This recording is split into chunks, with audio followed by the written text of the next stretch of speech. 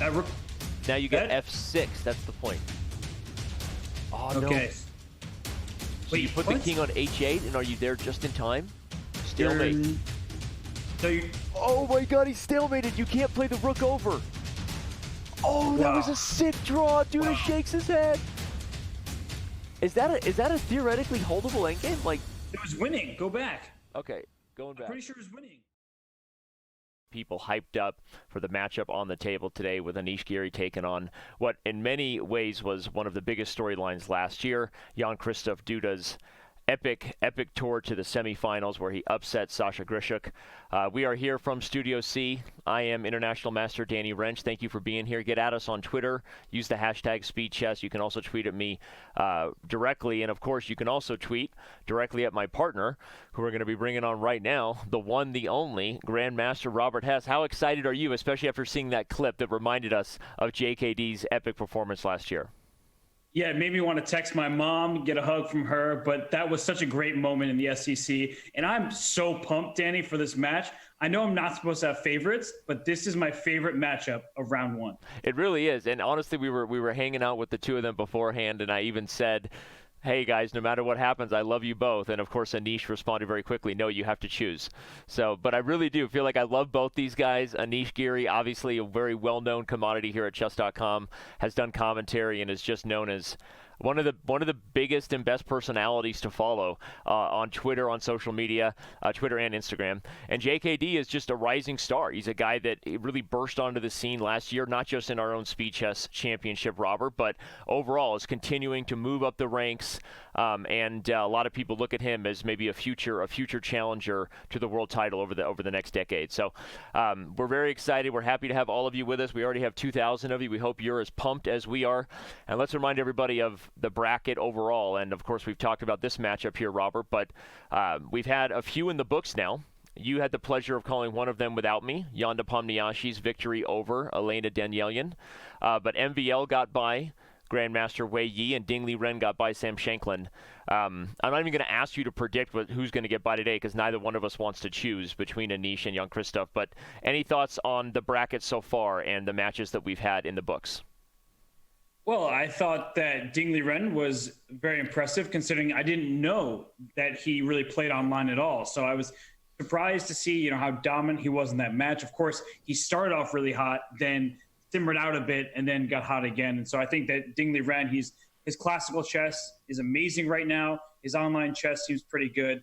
And that will be a great matchup in round two of Ding Liren versus Yanda Pomniashi.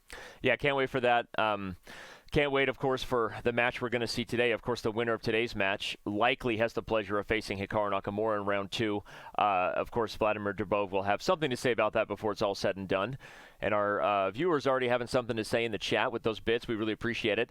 Let's remind everybody the format as we close in here on the start time. Each 2019 SCC match features 3 portions. You know it well. It's 90 minutes of 5 minutes, 60 minutes of 3-1, and then everyone's favorite 30 minutes of bullet. Actually, I think 3-1 is everyone's favorite. Okay, so I take that back. It's my favorite.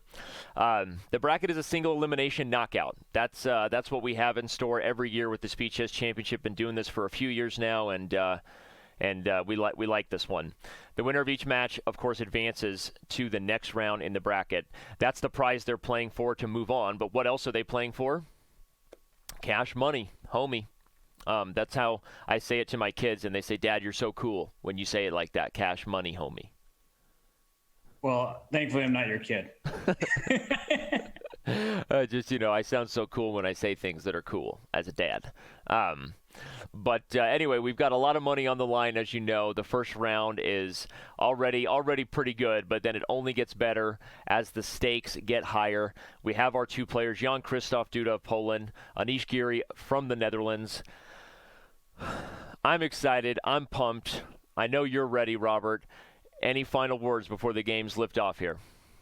I'm super stoked. I don't even know what to say, because I can't. You say we don't want to predict who's going to win this matchup. I have no idea who is going to win this matchup. I think it's a dead even matchup. They have different strengths, different weaknesses. I just want to see the action get underway. Yep.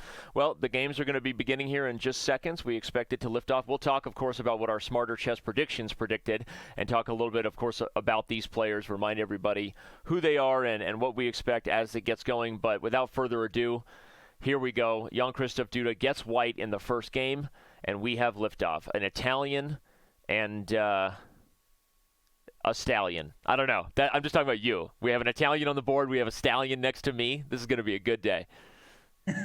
Well, I thought you were about to just give Fabiano the nickname Italian Stallion. I was going to be like, well, he's not playing here, so I don't know what's going on. I was about to go nuts there because the one and only Chess Bay herself just threw the subs this way. I don't know if that's just the love of the morning we're getting from Bay. Thank you so much.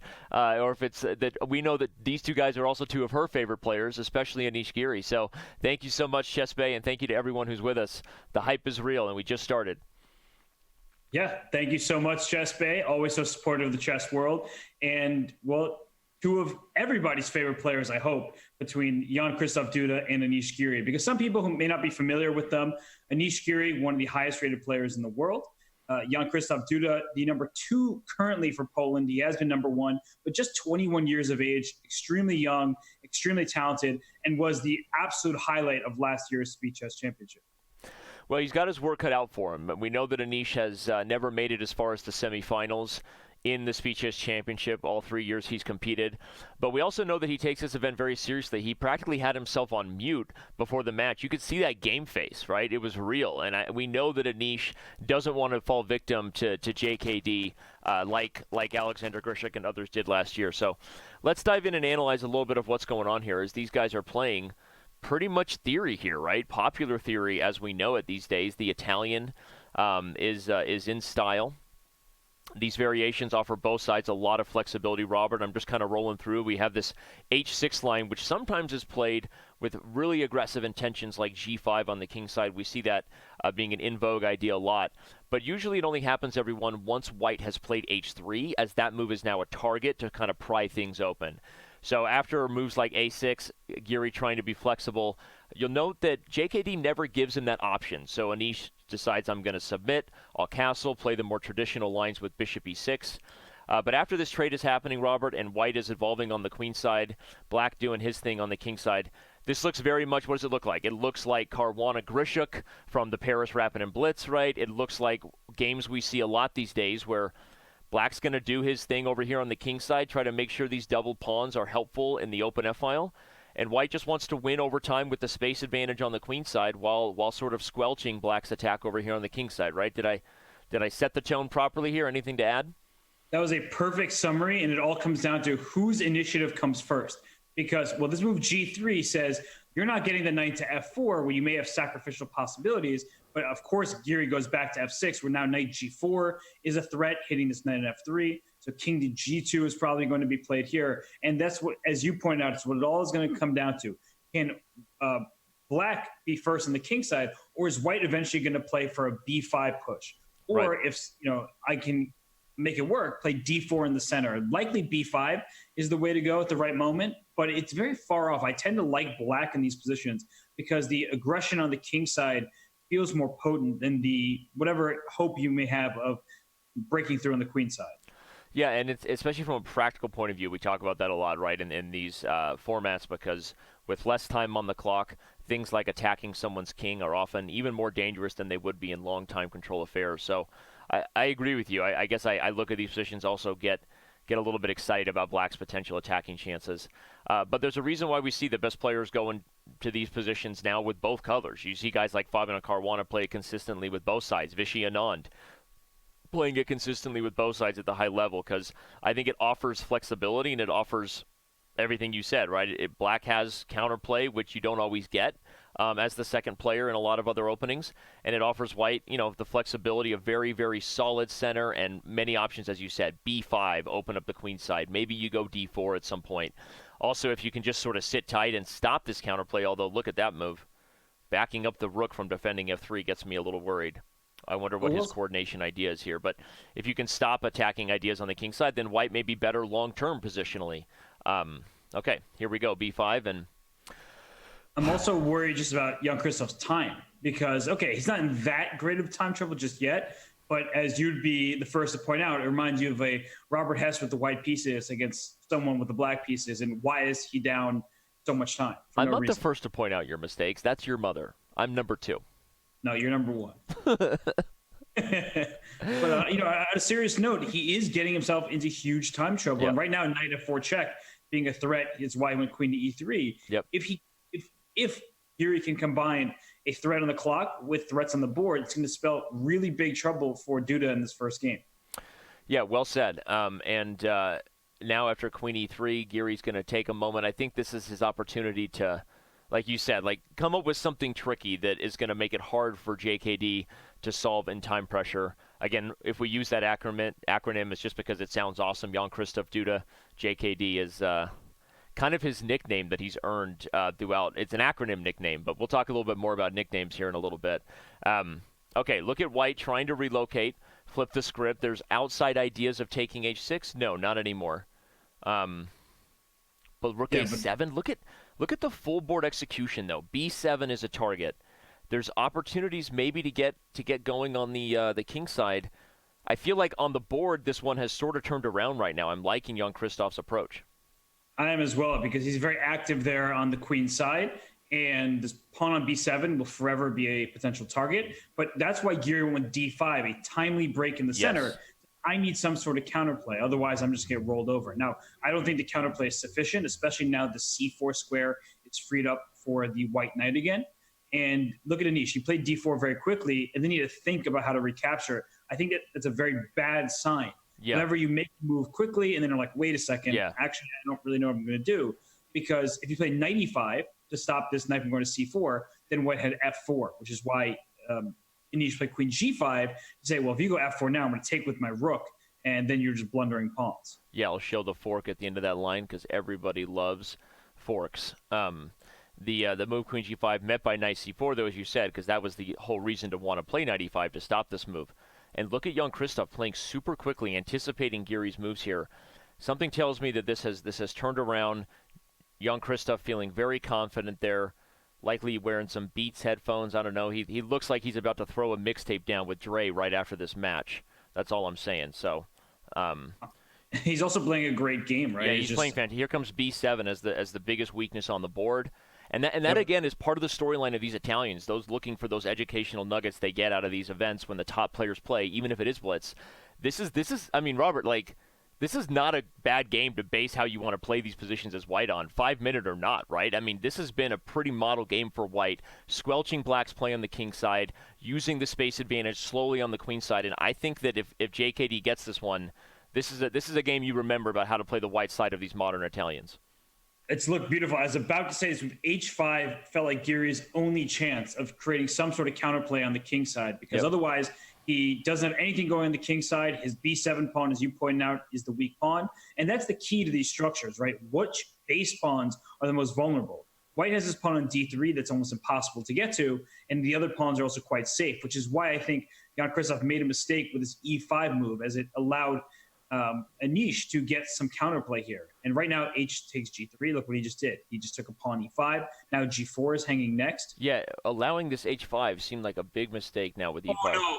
Knight takes g4 fails. Queen e6 check. Rook f7, queen e8 check. And you take the rook on f8 and fork with knight e6 at the end. Okay, got to show it. Bam, slam, jam, take on f8. Thank you, ma'am. I win a rook at the end of the line. This is a huge moment right here and a trap that JKD set up. You see Giri leaning in.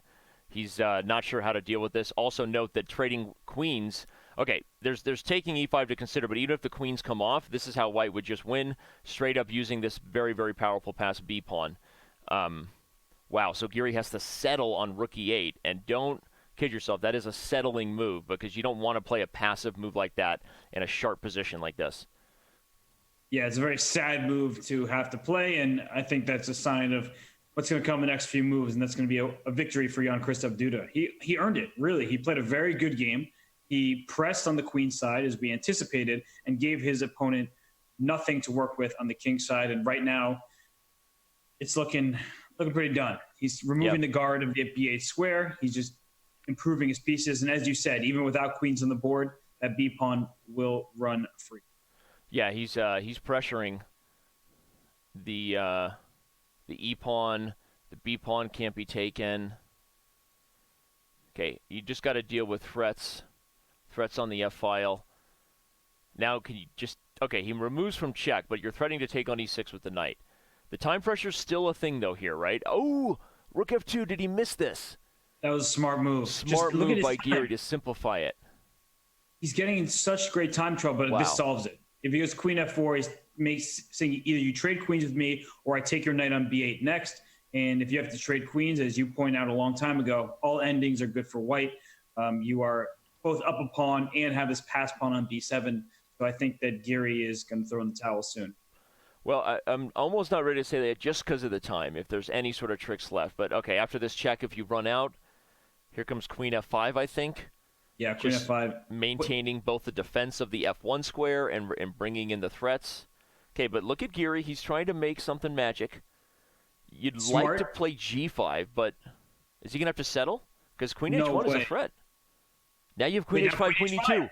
Draw. Oh, my gosh. He blunders the perpetual. You are so good at recognizing when time trouble is going to cause blunders. Only because it's been the story of my life, bro. You learn from your own experiences here. Well, there's only one direction to go from there, so it's there you go. Man, did you just bring Harry Styles into the show and he didn't even want you to? I love it. Just like that, we've got everything in the books, right? Vegas bookies lose because we mentioned One Direction, Story of My Life, one of their biggest hits, and Harry Styles in a chess show, and we're not even 15 minutes in. But do you think it's going to have any impact on the rest of the match? Of course, by score, it's now 50-50.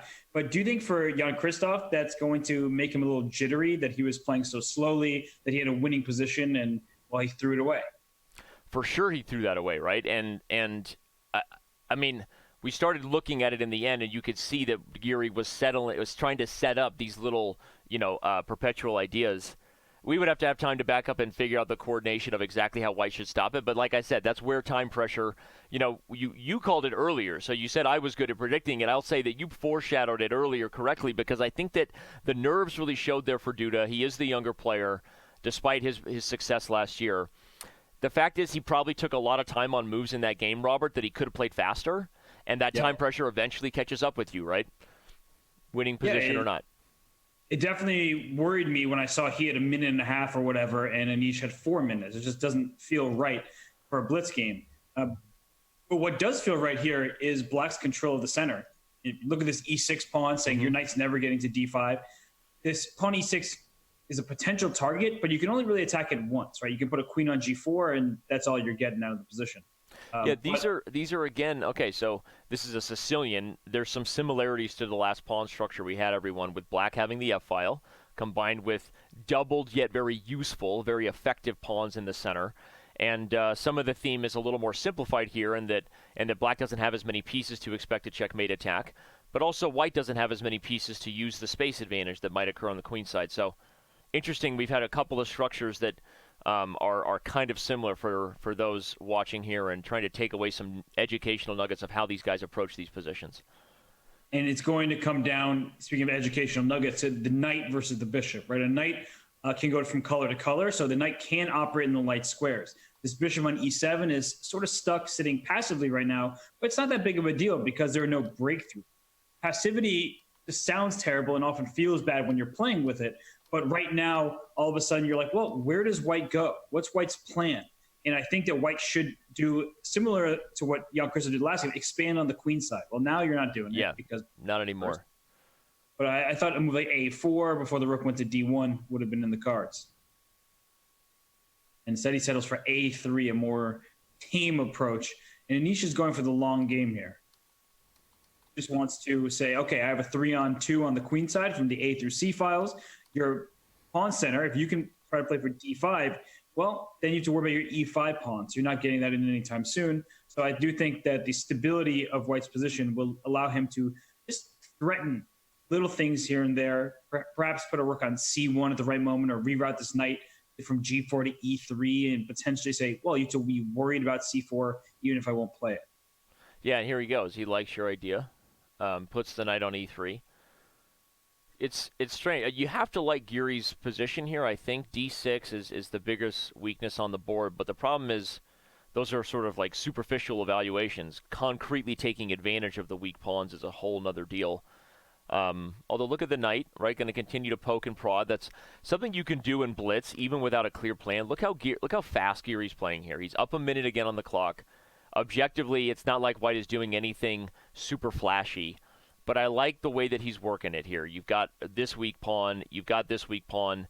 At some point, the practical aspect of defending a slightly worse position under time pressure becomes a reality. And I think grandmasters teach us that all the time. Robert, you're one of them grandmasters. One of them.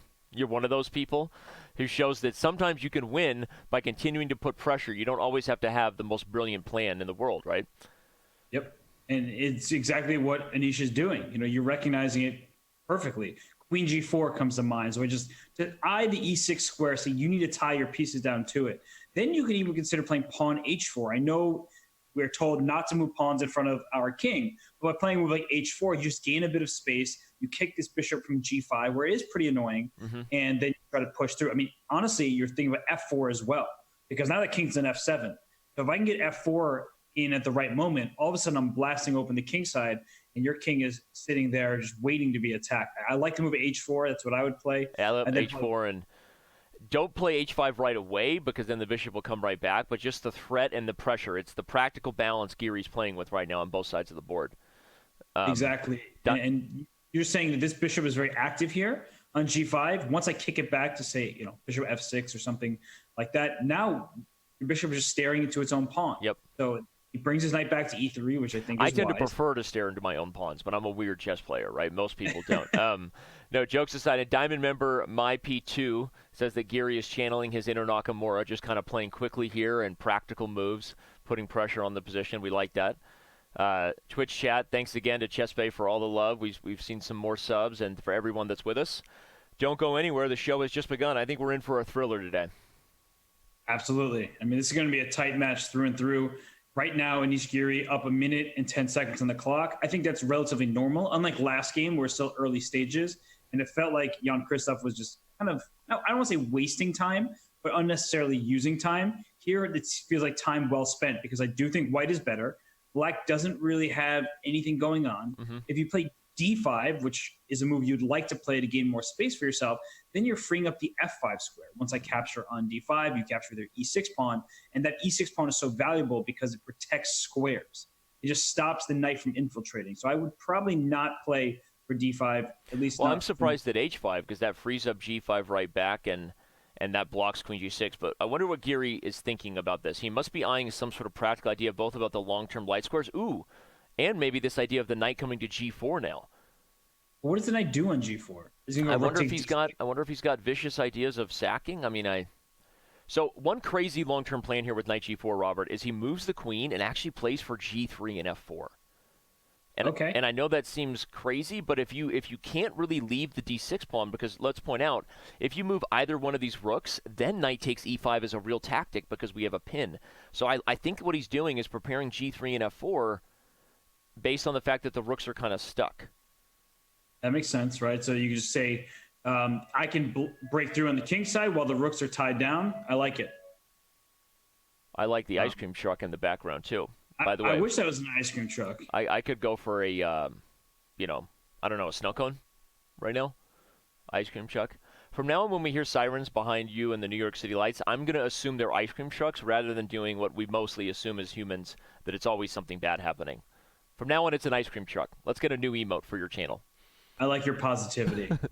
if only. If only, right? All right, but here, watch out for this idea. I think G3, King G2, kind of slow jam it over here. Prepare F4, and White is going to continue to be the one pushing it. Yep, here we go. I like this plan. I think Giri is feeling it. Look at the clock management too, Robert. Up a whole minute. Yeah, he's been really impressive with his speed. And I don't think he's been too fast. Or we criticized Jan Nepomniachtchi in the Singfield Cup for just moving too fast at critical moments. I think that Anish has just been quick because he understands the positions quite well. And look at that little maneuver. Yeah, that was a game of tickle, and I won. Yeah. Right? You're not even playing. How do you win? Somehow I always win in a game of tickle. It's really weird, but I do. I don't even know. But look at this. He's working it. Maybe he comes to B3. At some point, though, he has to stop with the fiddlesticks here and go for it. He might play for at some moment, because if he figures he has nothing better to do, he might play B3. You repeat too many times, and you're going to earn your nickname, Anish Giri, known as the artist, formerly known as Prince. He kind of looks like a pop star, by the way. He does. He does. Oh, B4. He pushed the B pawn. Okay, there you go. He avoids the draw. But does that help? I think it helps white, but the reason why is that this queen come to A2 now and spy on the E6. Ah, very nice. Look at you. Look at you. I spy with my little eye a weak pawn on E6. And I think the only way to protect it, because knight takes E5 will be a threat if they rook E8 or rook E7. I just take on E5 and yeah, I'll show that. Again, remember, we have a pinned pawn right here. So we take E5 and you're losing on the spot. So that's why I went... Yeah, wow. sorry, go ahead. Okay, but so if you take here, you actually self-trap your own exchange because the bishop takes the square. So that's a very resourceful defensive move there by Duda. You'd love to take here first, intermezzo, but again, the rook hangs before you can take advantage of that pinned pawn. So right.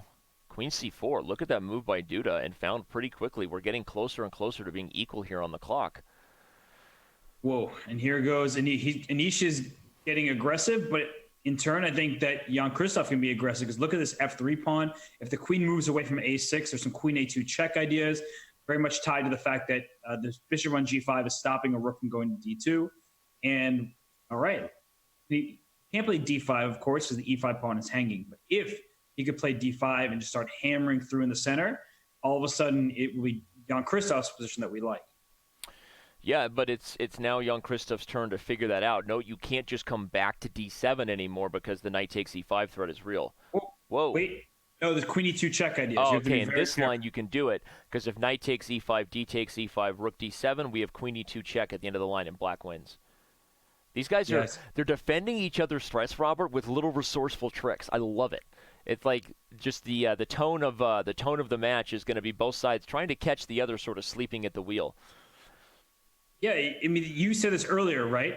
That little moves that just kind of cause your opponent to think about what do they need to protect, what squares might be left unguarded. Things like that really can be difficult. And look at Jan-Krzysztof spending some time on that move, 10 seconds, because he probably thought, can I put my rook on A8 or A7 and then go to A2?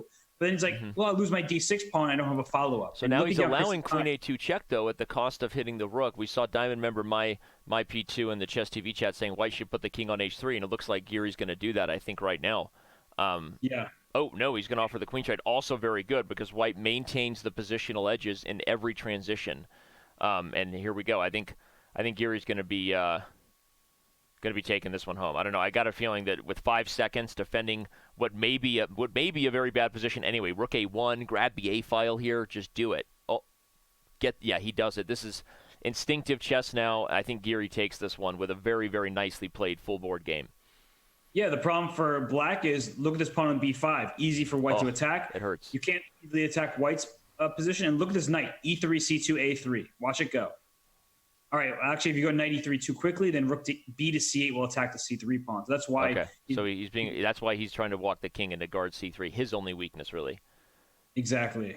Okay, here he goes. H5. The maneuver is on. I think Duda's in big trouble, though. He's committed to the defense now. A very passive defense, right? Rook A7. Yep, he does it. And now the big issue is this rook is going to be tied down forever to the B5 square. Yep. Because you can't move it without my knight taking, and my knight on B5 will protect C3. Wow. But why did Giri settle there? Why did he settle on that draw there? I thought that he could trade rooks and continue to poke and prod. That was really surprising. I'm not surprised to see the scoreboard tied at 1 game apiece. If anyone's just tuning in, we expect this to be a close match. I'm a little surprised how we got there. If you just missed it, JKD had the advantage in game 1, really let it kind of slip, and Giri resourcefully stole a perpetual check in a bad position. Here we see Giri kind of let away the edge, but all right, we have a great moment now. The game is started here, game 3. Let's remind everybody of who these players are in case you've missed that memo, as these two guys are two of the biggest stars in chess. Our smarter chess predictions tell you who we favor. Right now, even though JKD has the the slightly better SCC record lifetime, they're actually a 50-50 favorite. So you called it, Robert, when you said this is quite literally a coin flip. Not even our smarter chess prediction is willing to go out on the edge and say who's the favorite here.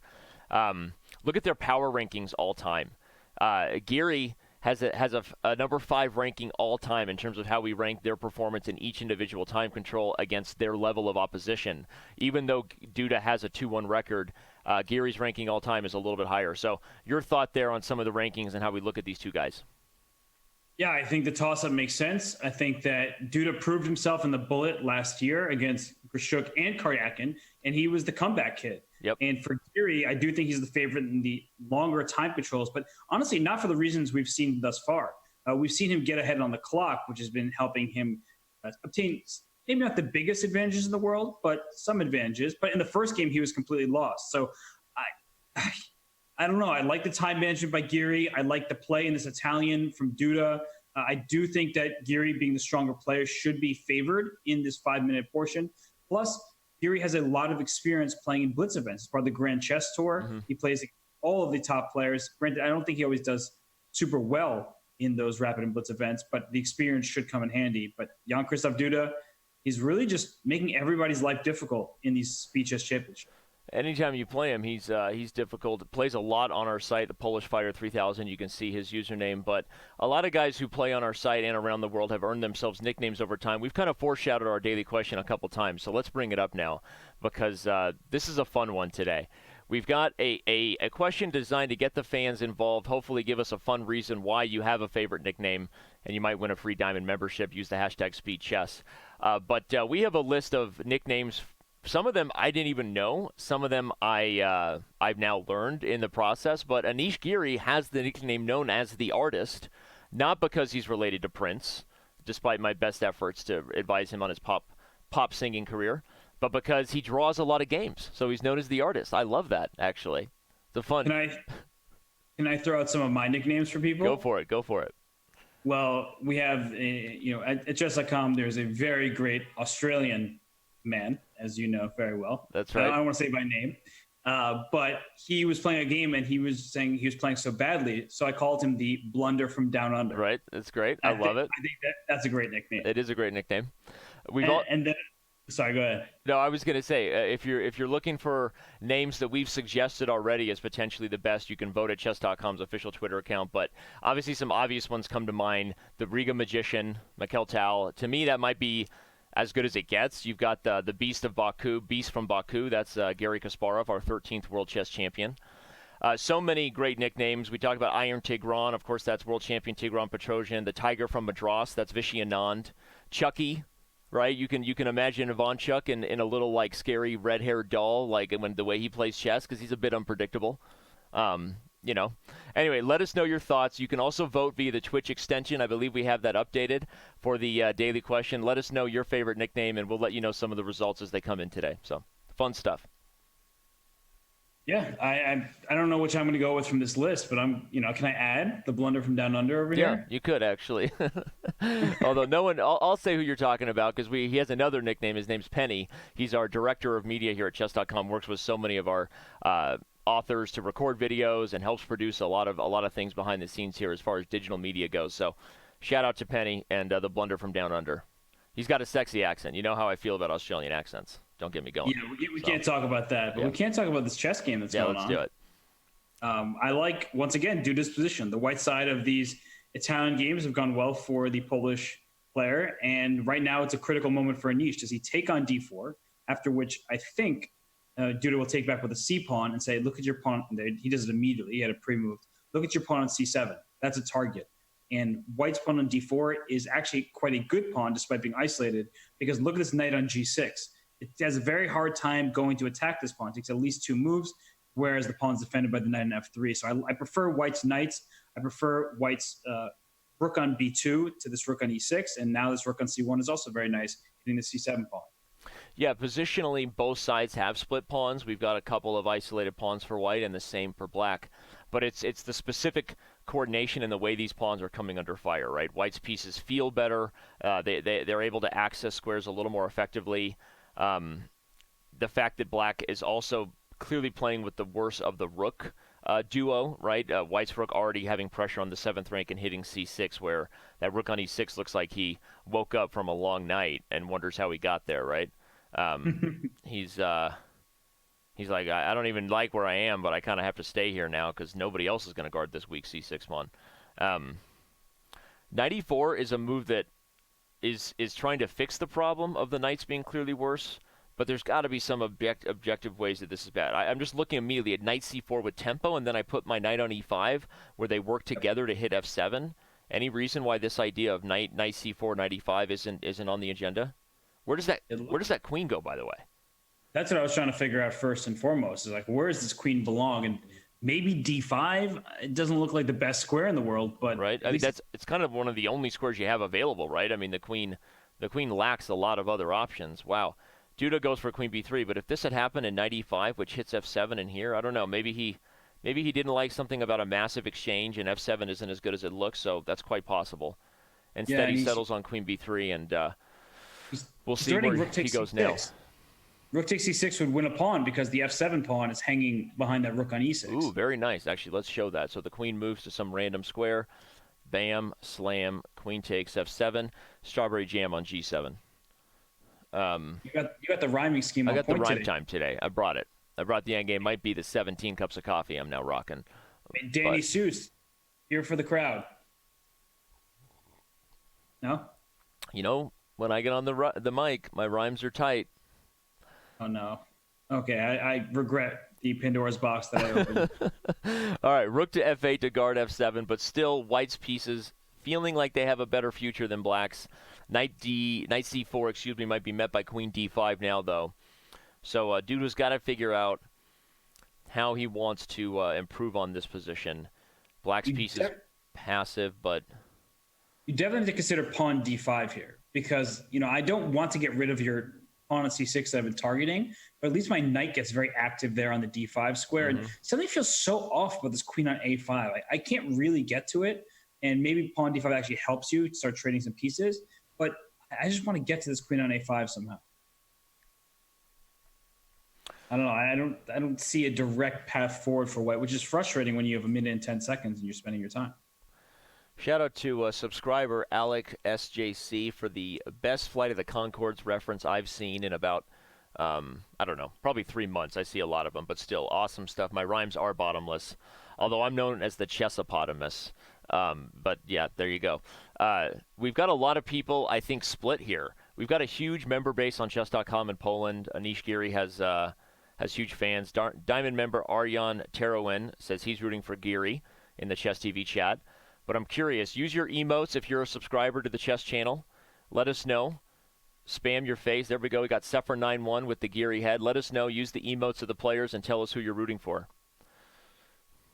All right. Well, I will not be using any emotes because I'm not allowed to take sides. You told me that. That's right. I told you that. You stay put. Be objective. And if I'm being objective here, I think Duda once again is outplaying Giri. Look at this endgame that's about to happen. Yep, the C pawn will fall and maybe the A pawn with it. Both of them are under attack, so White is at least scooping up a pawn here, and there's nothing that Black can do about it. Because either you trade queens, in which case one of those pawns going down immediately, or you play with like queen A or E2 or something like that, and say, okay, I'm hoping to get enough activity to counteract the fact that my pawns are still under attack. But what we have to highlight here is for the first time, if you're just joining us in 3 games, Jan-Krzysztof Duda is up on the clock as both players go under the minute mark. And one of the storylines has definitely been that Giri came out really guns a-blazing. He's been playing faster than his opponent, but not this game. Right now, Giri is definitely worse, probably losing objectively in an endgame like this with best play and down on the clock. Yeah, I think if you... Well, actually, let me ask you, Danny. Do you think there's more chances to hold in a blitz game or a classical game? I would say that a blitz game normally, but not when you're the one down on the clock. Okay, now it's about to become a coin flip, but in a classical game, I think that the person who should win objectively, like if we remove any practical stuff, what is the objective evaluation? Usually a rook and knight endgame with that extra pawn, it's very difficult for Black to hold these. So if you have enough time to show proper technique, I would say the person who should win. But the fact that you don't have a lot of time, I think that hurts the person trying to convert more than it does the defender. Maybe I'm crazy, but I don't know. I think you're right, because for the defense, you just think, all right, if I give up my F pawn, but I get your A pawn, the 3-on-2 on the king side doesn't feel as bad. Oh, did he just hang the H4 pawn? Well, no, because king F1 comes just in time to hit the knight. But here comes knight C6. No, knight C6, rook A6, you lose the knight. Don't do that. Yeah. But knight B3 and then knight C5. Same idea, though. You're surrounding the A pawn. Yep. I think Duda might have blown it. Now look at him down on the clock. So I think we got our answer. I think this was harder for him to convert than it was for Giri to defend. Very nice defensive technique. The A pawn's falling. Yeah, I wonder if you can throw in some kind of H5 check at the right moment, but he doesn't. I thought H5 was better just to try to go for some practical tricks against the king. The reason everyone is H5 would have forced the king to come this way because moving backward would hang F7, and it makes you feel like this king is, I don't know, walking into the danger zone. But we have a time scramble. Wouldn't it be funny if the one game that we think should end in a draw now will be the one decisive game we'll get? Okay, maybe not, but the draw is about to be had. Now, again, if you're wondering, because this game's just about to be a game of tickle, so I'm going to remind everybody again of our daily question, and it's no coincidence, I think, that we've got Anish Giri here. Again, if you didn't know, Anish Giri's name amongst the highest level and by the fans has been the artist because he likes to draw. That sometimes comes across as throwing shade. Sometimes it's a high compliment. The guy is very, very difficult to beat. So the nickname for Giri being the artist, I think that's pretty good. But get involved, read the comments section, engage with our official Chess.com Twitter account. We've also given names like the Ginger GM. Obviously, he's a well-known streamer. The Mozart of chess, of course, Magnus Carlsen. We've also, I would give my shout out to my producer in the background, but he doesn't really have a cool nickname yet. So we'll talk about that later. But there you go. Get at us on Twitter. I'll think of a cool nickname for Aaron. Wow, you really put him on the spot there. My buddy Harlem Knight likes to call me Mr. Producer. Mr. Producer? Okay, I'm okay with that. I mean, that sounds okay. As long as you didn't give yourself the nickname, then it's okay. Right? I think that's rules. And it definitely is a rule. If you give yourself a nickname, I don't think people should call you it. Right. It's like the guy, in high school, maybe early college, the bro in the gym who's like, yeah, like whatever, gives himself a nickname, that doesn't count. That's just narcissism, and we'll talk about it later. All right, well, what we have here is 3 peaceful results, not due to a lack of fighting spirit. If you're just joining us, you might be in for the one of the best matches we're going to have in the first round of the Speed Chess Championship. This is our 4th match of the year, and we've had some good ones, but I get the feeling this one might be close throughout. Yeah, and this game looks like it's going to be close throughout this one as well. We talked about 3 draws, but the first 3 games were very fighting chances for both players in various games. I think Duda's had more chances. I think he's spoiled more good positions. Anish has been struggling a bit against the precision of Duda. He's really impressed me this far. But in this game, look what Anish got with white. The answer is nothing. Sorry, Nick Tom had a great comment in the Twitch chat that I should be called the orphan because everyone wants to adopt me. Shout out to a show coming your way in September. As soon as MVL's done with the World Cup, the real fun begins, and as we launch our Adopt a Danny show. For those who don't speak Twitch sort of slang, an adoption is not meant to be an offensive term. It's meant to imply that you won 10 games in a row in a given time control against somebody. I didn't start it. That's it. Anyway, there you go. I like the comment there. Sounds like a show that will only last 10 games. I'm taking the challenge. Once people are trying to do it, it's going to be streaming, it's going to be multiple fair. I think it's going to be a huge hit, and I'm going to go out on a limb here, dude, and tell you, MVL's not going to adopt me. It's not happening. So Get ready, okay? It'll be similar to SCC. We'll have 3 segments, 3 countdown timers, 30 minutes of 5-minute, 30 minutes of 3-minute, 30 minutes of bullet, with some breaks in between, maybe longer. But anyway, I'm not going down. Don't you worry. I am worried. And I'm also starting to get worried for Jan-Krzysztof's position in this game because I said it was dead even a little while ago. Right now, looking good for white. You have the knight against the bishop. Very importantly, this knight on D3 cannot be kicked out, where it protects the pawn on B2. And so white can choose how to proceed on the king side. There are many different options here of which pawn you want to push. Mm-hmm. You can push your f pawn to f4 first if you feel like it. I think that's a good move. Then follow up with king f3, then play h4. You can kind of choose your own adventure on that side of the board. And something not to overlook is if black says, okay, I'm going to go king e8, king d7, at some moment that rook, why b3? Yeah, that seems like the anti-move you want to play because the pawn was perfect guarded by the knight. And look at Duda not missing a beat saying, why did you do that? I'm going to go target your pawn now. That move made absolutely no sense to me. Yeah, I don't know what Giri, you know what he was thinking? He was worried about black playing b3 and then ideas of bishop a3. That was the idea. Something like that. But there's a knight on d3 that's stopping all that. Right, you're right, because b3 comes and you go bishop a3 and then you just laugh at the bishop and say, what are you going to do, big guy? Sit on me? Right? You've got nothing here. I'm surprised by Giri's b3 move as well, especially because if the queen side wasn't an issue, everyone, Robert was highlighting that white held all the cards over here. Lots of ways to push forward, take advantage of these weak pawns for black, and kind of slowly play tickle. Amazing comment in the Twitch chat from Mihail2x.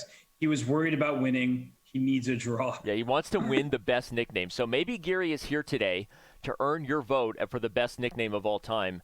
Again, known as the artist. Kind of looks like he could be related to Prince. But okay, I'm voting for Giri's nickname as the artist. I feel like that's about as good as it gets. It's got 5 votes. I'm looking at the chat. The Riga from Magician is winning currently. If you hold your mouse over the Twitch player, no surprise, it's one of my favorite nicknames. Beast from Baku has 5 votes. Mozart of Chess has 5 votes. So let us know your favorite nickname of all time. I already voted. So let me guess. You voted for... You didn't vote for the artist. Nope. You either voted for the Riga Magician or the Beast from Baku. Okay, I'll let you think that. Or you voted for Chucky?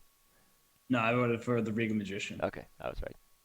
You were right. I just want to make you hesitate for a second. Yeah. You're like, get out of my head, Danny. Fine, Yeah, you can get stay. No, this has been a little bit of a disappointment. Let's back up and analyze again. Robert and I questioning Giri's move b3. I think this was definitely a mistake. Again, things like f4 allow b3, king f3, just to show there's no reason you even have to take here and allow exchanges. The white knight is holding everyone's dreams together. You can play h4, h5, even threaten h6 long term where you have this h-pawn as a target. Playing king e4 and f5 was even possible, Robert, because the knight on d3 also held b4. Like literally, black had no ways to stop white from plans of just expanding the space, right? So really doesn't make a lot of sense that Giri went for this line. Although note that in time pressure, you probably still prefer the knight. The problem is that there's just not really much on the board to say that white should win this. Right. White definitely should not win this, whereas I think objectively that earlier position, we talk about all the practical elements, but objectively it looked great for white. And I think that if Giri loses a close match, he'll definitely want this game back. And I'm actually going to try to store this game in my mind to ask him in the post-match interviews, because right now, Duda had the winning position in game 1. He let that one slip. This one wasn't winning, not nearly as winning as that game 1 game for Duda. But, I mean, honestly, this is a position that Giri wins over the board in a classical game many times over. Right. Well, we'll see if he can continue to make it hard for Duda. Obviously, Duda has something to worry about, or at least he thinks, because he continues to think. Loving the engagement in our chats. Hopefully, social media is also rocking. Use the hashtag SpeedChess. A lot of people have opinions. I guess we missed the Beast from Lyon. That's MVL. I also call him the Frenchman with 3 names. But apparently somebody is known as the Lord of the Rooks instead of Lord of the Dance. I'm not sure who that is. Is that your nickname secretly? Are you the Lord of the Rooks? I'm certainly not the Lord of the Rooks. I know you can throw down in the club. Robert Hess has some sneaky dance moves, FYI. You know, you weren't at the wedding I was at this past weekend, but somebody must have gotten to you.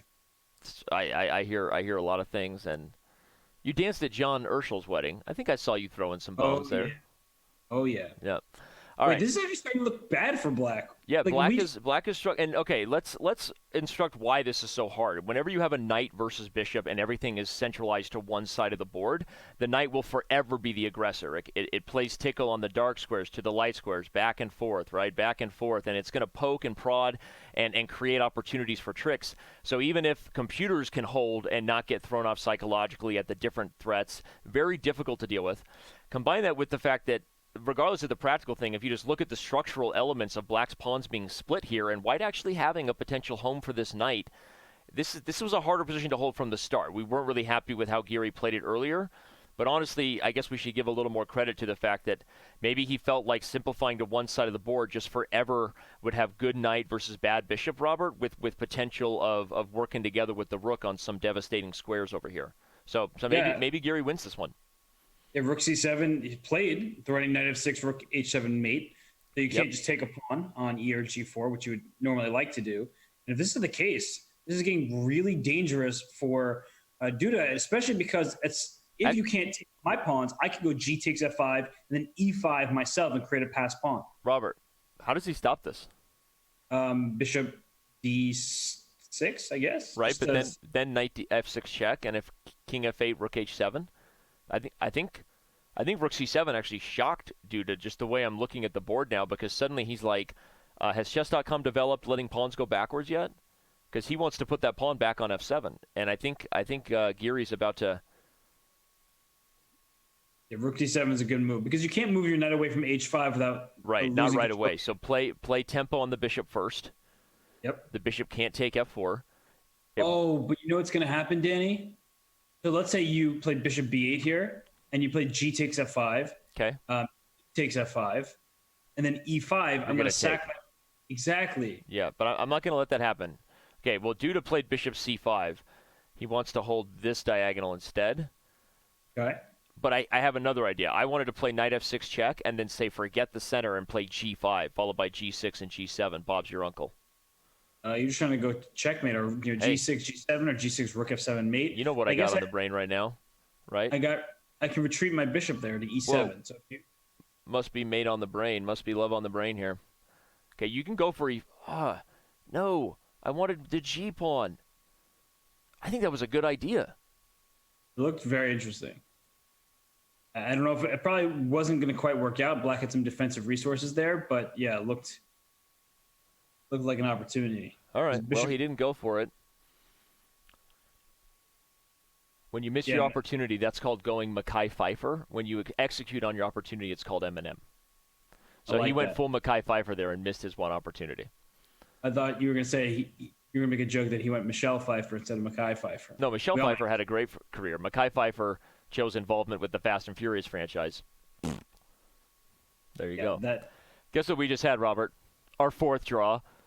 The artist formerly known as Anish Giri. First of all, what if we convince him to change his name to a symbol? It's just the 1/2 symbol, the draw symbol. Oh my gosh. What if we do that? Anish Giri changes his entire name, his entire brand becomes a symbol. That would be hilarious. First of all, that would be the best ever.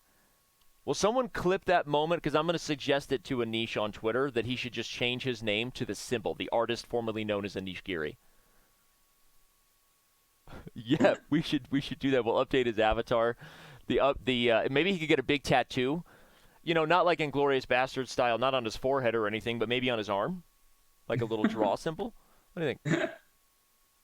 Just equals. All right. Well, we thought Giri was going to get that win there. I wanted the move g5. We see member Queso asking for the score. The score is everywhere, buddy. It's right next to their usernames on Chess.com. It's right below their faces in yellow. So there's a lot of places you can see the score there. You're welcome. Did you see Rogue Potato go Ani G because it's only half of his name? Ani G. If I was Sacha Baron Cohen, I would also want to do a new character called Ani G. That's so funny. Oh, we got a good one. Chess and Onion says Anish, his rap name would be 50% instead of 50 Cent. 50%. I love that. But that's been used before, so I can't give that person credit. Oh, okay. Sorry, Chess and Onions. I'm taking the credit back. Robert Hess, the judge, ruled. All right, we've got another Italian. If you're just joining us, we're having a lot of fun in case you can't tell. But jokes aside, this is a very, very close match. We've had 4 draws, but not due to lack of fighting chess. Both sides have held on when it matters or spoiled an advantage, squandered away the victory, depending on the way you choose to look at that storyline. I think Anish has gotten his best Italian as black so far in this game, Robert. I'm actually not happy with the Polish fighter's position here as compared to the other Italians. Yeah, it definitely feels more aggressive for black. You have more space for your pieces, and do not allow white to play c5. I think that should be pretty clear. So black should probably play c5 himself. Yep. And he plays bishop b4, which I don't actually really like, but it's fine. I would have preferred c5. But the point here is that black didn't want to give white all the space in the position. And look at the d file. Right? I already have a queen on d7. Well, now I'm going to have a queen on d4. And in this position, the e4 pawn already under attack. You have to keep an eye on it. That's why queen c2 was played. And I guess I'm not entirely sure how black is going to continue. Rook fd8 or rook. I like rook fd8 because my pawn a3 might need defense at some moment, and that's why I guess he did it. But what about just rook ad1? Just saying, I'm going to challenge the d file back. How is black going to make any sort of progress here? Yeah, and I guess the one disadvantage of your move, the move that Giri played, bishop d4, was that it lost the bishop pair, right? Partly why you were more in favor of c5, I think, both to keep the bishop pair, but also to put the kibosh on c4, which permanently makes that bishop on b3 kind of a big pawn staring at the back of his friend here. So I'm with you that maybe Giri overestimated his potential advantage with this move, bishop d4, because as I look at the long-term nature of this position and the moves you predicted are being played, Robert, I also like the fact that now Duda's coming to life. He's got the 2 bishops. Feels like Giri let that one get away. You agree? Totally agreed. And when he backed up with queen b6 just a couple moves ago, that's a really bad sign for him. Look at this. This knight is on d5. I think white's already just crushing. I like it. Because if you take me on d5, I'll take with my e-pawn. Now your e5 pawn is hanging. I'm going to play c5. My pawn just run forward. This looks absolutely terrible for black. Wow. Yep. Huge pawn majority. Bishop d4, I think, was a huge misevaluation by Giri. He doesn't seem too thrilled with it either. Duda continues to kind of look a little bit sort of like, right? Well, yeah, he's just going to roll those pawns on the board. He's going to Rick roll them down. Rick roll them. And Rick roll. Can we get a GIF? Because Duda looks just like the Rick roll guy. Remember when we did that in previous stream? We'll be throwing some Rick roll at you. Look at that. He looks just like right now. He looks more than ever. What's the guy who sings the? Rick Astley. Rick Astley. He's Rick. I mean, can we get if Duda wins? I'm going to ask him to do the Rick roll. I can't wait. I wonder if he knows what it is. That's true. Well, if not, we'll have to educate the young man. There we go. That's it right there. That is my space. That is where I live, is doing that. Just so you guys want to know what's going on in my mind all the time, it's that. That's going on in my brain constantly. Okay, wow. Speaking of wow, I mean, look at White's position. He went d6, threatening queen takes g6. Dude, he legit is Rick rolling him with the pawns. Taking c7. He's going to bring the bishop up to c3. Take f6, and then e4 falls. I love it. I love it for White. I think we're about to get a decisive game for the first time in the match. I'm calling it. Duda leads the way with the first decisive victory here. Queen takes e4. Not only guards b4, but threatens queen takes g6 check. Okay, not sure why he took with the rook. I would have gone for the cheapo. That's me. He wants to go rook g4 and threaten the cheapo in 2 different ways. He wants to go he's going for the deep cheapo. The deepo. Yep. The Victor Oladipo? Victor Oladipo, not to be confused with Finding Nepo. People ask what Nepomniachtchi's name should be. I think Finding Nepo, because sometimes he needs to find himself with the way he manages the clock. Okay, now play rook d4. Oh, rook g4! WTF!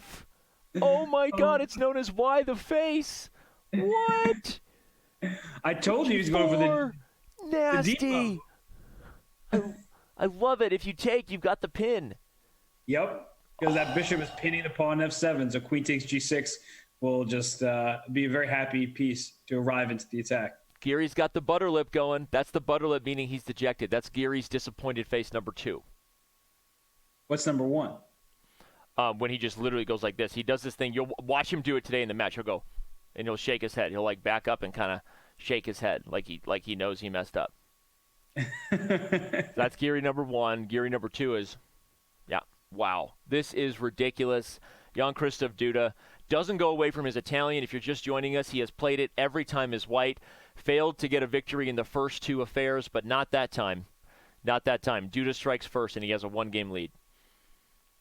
Now we get this position that we saw Magnus play against Fabi. We really liked Magnus's endgame chances, but Fabi held steady. Yeah, and we're referring to the Sinquefield Cup, everyone, if you want to look up the game. Magnus Carlsen had the white pieces in this exact line versus Fabian Caruana.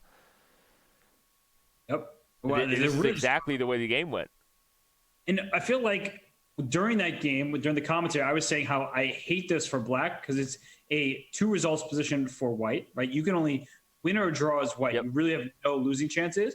And I mean, if you look at this right now, right, the A and C pawns are isolated, which means that when a rook comes to C1, it's going to directly attack this pawn. On the other side, white's B3 pawn, the pawn's kind of sticking out, is well defended by another pawn. Pawn's best friend is another pawn. Mm-hmm. So it's going to be very difficult to defend this for Duda, especially in a blitz game.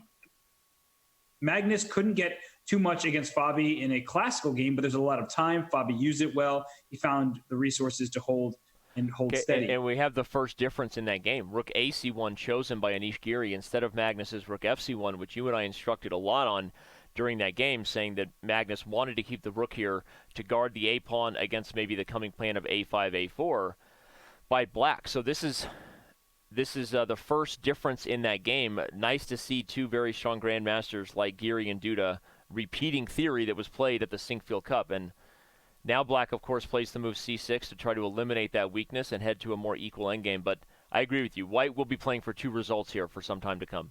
White's already just much better. And in fact, black is in huge trouble because you can't take me on D5 as when I take with my rook on D5, your bishop is pinned. My next move will be rook C7 if you allow me. Mm-hmm. And very, very importantly, 2 pawns on the queen side versus 1 for black. That 2-on-1 will force Duda's attention over to the queen side while white can operate on both sides of the board. Foreshadowed it well. And you know what I love about this is that it also tells us that in these Speed Chess Championship matches, these guys are bringing their A game. Like, there's a lot on the line for them, not just the prize money, but the pride. And clearly, this is an event that we know that's why they play in it. But it's just exciting when you and I look at this because we're covering the highest levels of chess, the Sinquefield Cup, the Grand Chess Tour, over the board classical games. But these guys are not holding back the fact that they always want to improve on modern theory, and they're going in for things that they've clearly prepared, right? Things that they would play in a main tournament or they wouldn't have played it here, right? We just saw Magnus Carlsen do it as white. Yep, exactly, right? They're going with main lines. And we've seen MVL trying to bash his head against the Berlin many, many, many times. And here Duda says, well, it looks good for white. I just simply have an undoubled pawn structure, whereas black has these double F pawns. Any endgame is going to be favorable. How favorable remains to be seen. But I'm loving white's chances. It's a free play at an endgame with no risk, where you can move instantly, and every single move black has to be like, wait a second, is white going to create a pass pawn? Right. Can I play bishop E4 here and allow this capture on B6, or does it make white's journey to a pass pawn easier? So it's tough questions for black, but I think that Duda, down 2 minutes, Duda down 2 minutes in the clock, worst position. I'm on the Giri bandwagon right now. Yeah, no, if he wins this, obviously the match becomes level once again. Of course, those just tuning in see that Duda has a 1-game lead. That actually just happened in the previous game, winning as white. So he makes that decision that he's going to allow the opportunity for the bishop and pawn ending. It's going to be hard for black to hold because you're going to get one of these positions. Giri says he thinks he has winning chances. Look for B4 now. Followed by A4, I think. Although B4, maybe bishop C2 slows down the progress. So clearly Duda is going to work hard to try to slow down the inevitable on the queen side. But what makes this position so hard, Robert, is not even just the 2-on-1. Yes, white will forever have the chance of an outside passer. But also F3 opens up king F2, king G3, king H4. And you've got a real opportunity for 2 weaknesses to target here if you're Giri. Yep. Here he goes. He plays f4. This was an idea we saw Magnus do against Caruana, right? You play f4, not even because you ever intend to trade here, everyone. You don't want to undouble these pawns. But what you do by putting the pawn here in these structures is you just make these pawns stuck. So now black can't try to use the two pawns together because pushing f5 loses this guy. If you take here as black, you're always creating more problems for yourself by isolating your doubled f pawns. So this is I don't know, with a 2-minute time advantage, a much better endgame, technique, I think Giri's going to get this one and level the match, and we see him. That was almost Giri dejected number 1. He's still thinking about losing that last game. Yeah, and another element to note about this position is his pawn on f7 is cemented in its place because of the pawn on f6 for the double pawns. So if white can attack that pawn, it could be difficult for black to defend it, and you have to use some of your resources, your king or your bishop, to stay protecting this pawn. So right now, king e3 seems very natural, and a big question always is, can white go for some kind of bishop c4 bishop trade? The answer is no right now, but at some moment you have to be concerned about that if you are Duda. Just the concept of a bishop trade is generally bad for the side with double pawns in an endgame. Yeah. That's a good point, and especially because it's instructive for everyone watching. You have to be considering the exchanges of every endgame you're trying to convert on, so you know whether it's good or bad for you, whether you play it or not. And it's the time you take to recognize whether a transition is favorable that will help you when time pressure sets, right? When you're making those critical decisions. So grandmasters like Robert Hess, always thinking like that, evaluating, does the exchange help winning chances or not? If you put it this way, if you could just take the bishops off the board, right, Robert, then it's definitely good for white because now you have the 2-on-1. If the bishops could just come off without changing the structure, you don't want to trade if you're white and it forces your pawns to separate because that makes it harder to get the outside pass pawn that you want, which is why Duda's gonna have to deal with that now. Giri's not gonna trade bishops until he gets himself a passed a pawn here. Yeah, one of the things to also keep an eye on is white playing g4, h4. And if I get g4 and h4, then if your king, the black king, goes away from the e5 pawn, at some moment I could probably take on e5. And if you take with the pawn on e5, I play like g5, h5, and just dart an h pawn down the board. Yeah. I know it's very deep and it's far away off, but something to keep in mind is how to create passed pawns for yourself. Well, it's principle of two weaknesses, so it's not that deep in the sense that, okay, that's a very important technical idea that people should use when they're converting advantages. Don't just beat your head quickly on one side of the board. Use the weaknesses on both sides. I love that idea, Robert, because it means that white's king, for example, can never commit. You can't fully commit to helping here because you may have this G and H pawn, right? If you stay in the center, black's going to have to deal with the A pawn with just the bishop, which is going to be very difficult. So we see a lot of people in chat saying, nah, don't underestimate his rap name, Anish Giri, known as 50%. He's going to draw this, but I don't think so. I think Anish Giri is going to he's going to show that he's the formerly known as the artist. Formerly known as the artist. The draw master. I do love Lewis JC30 saying, Duda resigns here to get in Giri's head. Don't draw, we'll throw him off. And then I want to see someone do that one time. Resign, and then like at the next start of the game, look directly in the camera, and then resign again. Ridiculous. Right? Okay, and just like be like, yo, now what? And like everyone freaks out. What's he doing? Speaking of now what, this is a winning endgame already. Bishop f3 should end the game on the spot. Yeah, bishop f3 will force the exchange. As we said, the bishop trade didn't want to happen earlier when Robert highlighted it because it was taking away white's opportunity to convert. You wouldn't get the pass pawn. But once the pass pawn's created, that's why you take the time to recognize those things Robert's talking about, because now you're like, hey, I can just get the bishops off the board. Now it's winning. And indeed, Giri sees it. He plays bishop f3.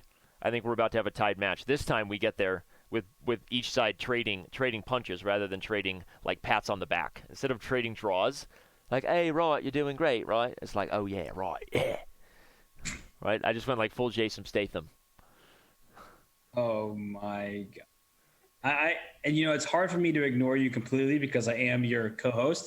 So I have to respond. Right. But I don't want to respond.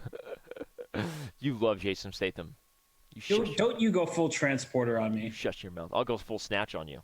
Oh, we're not doing this right now. Oh, we're doing it. I'll go full meme machine on you. How does that feel? Oh, you did it. I'll go spy. I mean, that's a week. Come on. That's a great. Have you ever seen that movie? It's hilarious. Jason Statham is hilarious in that movie. We don't want to get into Jason Statham. Okay. All right. H4, H5. The king just sits tight. Eventually, black runs out of moves, and white wins the king and pawn ending. We've seen this story before, and that's what's about to happen. Surprised Duda's playing it on. You think Duda has a strategy of getting to faster time controls? Okay. Well, I don't know. I don't know why he even played that one on for a long time. Let's back up and show the educational element of that, just to remind everybody of why this is easily lost. Starting with the transition where Robert and I went full Jason Statham references is because we knew that if the bishops came off the board, it's a lost endgame. Why do we know that? Because the outside passer will force black into a bad opposition where zugzwang happens. Remember, zugzwang is when you have to move. If you had the ability to say pass, the game is a draw. So zugzwang literally translates to move compulsion, right? Move disgust almost. Because if you could just say pass, there are a lot of chess positions that actually wouldn't be losing. Black would just pass, and white could play tickle, but black would never have to relieve defense. The fact that eventually black has to move when he doesn't want to, he could have wasted one more move, but it doesn't matter. Eventually black has to move when he doesn't want to, and white just wins the extra pawn. So, again, if you're wondering how that is, what it is, move compulsion, zugzwang, there you go. King and pawn endings are a good example of it. I just have Jason Statham movies in my head right now, and it's really bad. Like, I'm trying to, because you know what we have on the board right now? The Italian Job for so many straight games when Duda's white. The Italian Job is, okay, if you want to go Mark Wahlberg, I will transition with you all night. I'm just trying to find my transformer, okay? If you want to go this way, I'm just trying to protect my daughter. I found a transformer in the front yard.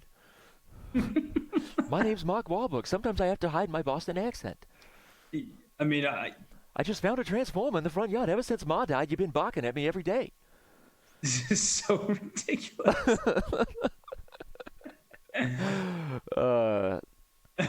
Anyway, we're back to the Italian. I want to hear him have a conversation gosh. with Seinfeld. What's with these transformers? What's going on here? Why does root beer make you burp? I don't know, Jerry. I'm just trying to find a transformer in the front yard. Well, why are you trying to find transformers? The movies are horrible. Michael Bay puts branding everywhere. I know, Jerry, but I need the gigs, all right? I've been playing poker. I developed a gambling problem ever since Ma died, and I'm doing my best here, just trying to protect my daughter.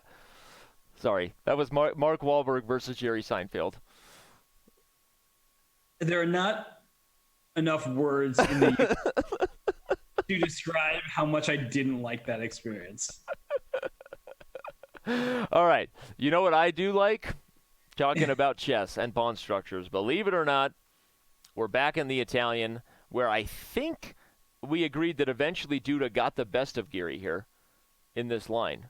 It just took some outplaying over time. But notice that Giri has played the A5 extension, which slows down B4. This is a totally different Italian than what we saw in Game 1 if you're just joining us. Duda eventually had a very big space advantage because B4, B5 happened. Probably should have won that game, according to me and Robert. Eventually it was a draw. Here, this is some different elements. Robert, what do you see when you look at this one? Well, Rook B8 is a move that you don't really want to play if you're black because it feels just a very defensive move, and it is literally defending the pawn on B7. But what black does have going for him is this king side, I don't want to call it pressure, but the potential. As look at this pawn G3, H4, overextension on white's king side, which means that if white doesn't kind of break through with this initiative, black will play H6. Black will probably put the queen on F7, maybe the rook back to F8, and try to break through on the king side where it does seem like white is a bit vulnerable.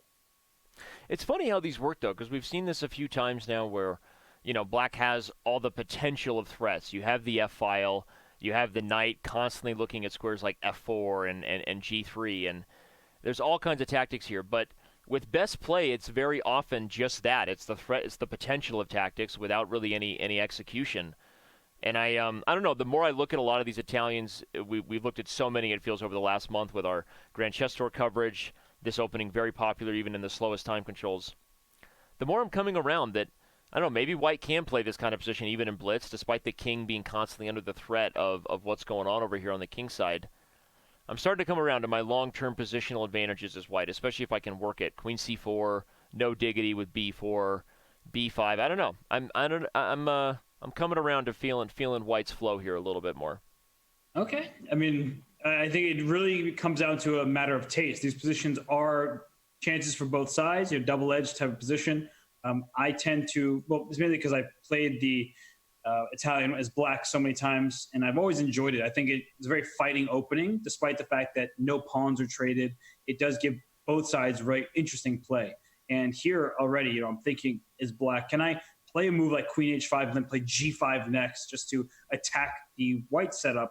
And he plays king h8 to avoid any checks in the e6 square, any pins of that nature. But I do prefer to have black here. I just feel like king safety favors black, just because even though white isn't so loose. In a practical setting, most of the time you'd be right? But, one of the issues is if you try to go full pry me open, right? Then eventually maybe your king becomes the weaker one on the board. So the main reason I like Giri so far is he seems to have a better feel for the positions on the clock. The first game we saw, Giri was up almost 3 minutes at one point, if you're just joining us in game one. Here he's up almost a full minute, and Duda doesn't quite know what he wants to do with his ponies here, right? Little pony play. Robert's favorite thing to do on the weekends. I'm so upset at you right now. You know I'm your biggest fan, but most people don't even know what pony play is, and no one's going to Google it to find out right now. You're such a provocateur. You know that? All right. B5, this is risk it to get the biscuit chess. White is going to be the one with more access on the queen side. Why do you play B5? What if I just take and play queen A4? What's the idea? If you take queen A4, I bring my other rook over to B8, then I bring my knight to C5, and I'm gaining quick momentum on that queen side. And not to mention this B2 pawn is very, very weak. Okay. And probably just lost in that position. Okay. Interesting. All right, so he doesn't trade. He puts the other knight on 3, and I legit don't know what Duda's doing with the knights. If we do like some sort of instant replay, if we back up over here, over the last several moves, these knights have had a bit of an identity crisis. We've got the knights remaneuvering themselves to worse squares slowly but surely, eventually right back to kind of where they started. And look at Giri. He's like, all right, well, you're fiddling around with your knights over here. I'm gonna get some space on the queen side.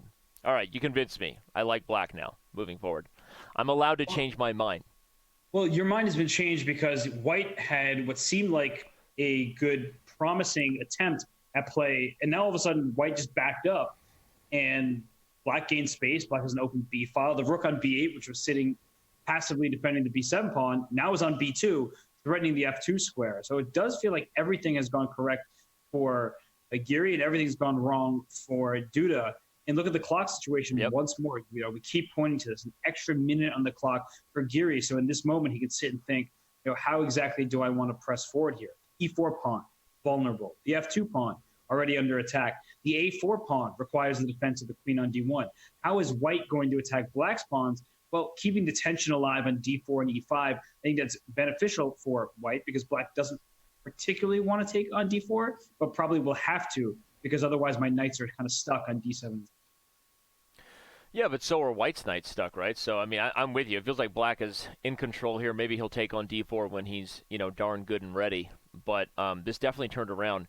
It's an interesting storyline to the game, actually. If we bring up the analysis board now, the more you've talked about this, honestly, the more I've learned from you in these positions, honestly. And I think if we go back to the fact that if you want to look at this match, everyone, if you're just joining us, game one was the same type of line, but you'll note that Giri allowed white to do the more traditional plan of B4 and B5. In this game, Giri didn't miss his opportunity to play the move A5 and really slow down white's queenside play. So after that, we got very similar storylines that we had in the game one, if you want to look at it as far as the theme of what both sides are trying to do. But just a different scenario occurs with black seemingly controlling both sides of the board and ultimately getting what we're seeing here, right? The queenside space open up and ultimately in the live position where white's in trouble. How do you guard A4 and E4 at the same time, Robert? Well, tactically, white has done so because if you take on A4, there are queen B5 or queen C4 ideas, which is why he took on D4 first, and now he's going to place his knight on B4. And the knight on B4 is protected, it's more advanced, and it also says to the queen on E2, well, how are you going to defend A4 and E4 as you just asked at the same time? Yeah, the only way to do it is queen C2 now to guard both squares. And hey, my knight just shook the Dikembe Mutombo finger. Not in my house. You're not going to C2 anytime soon.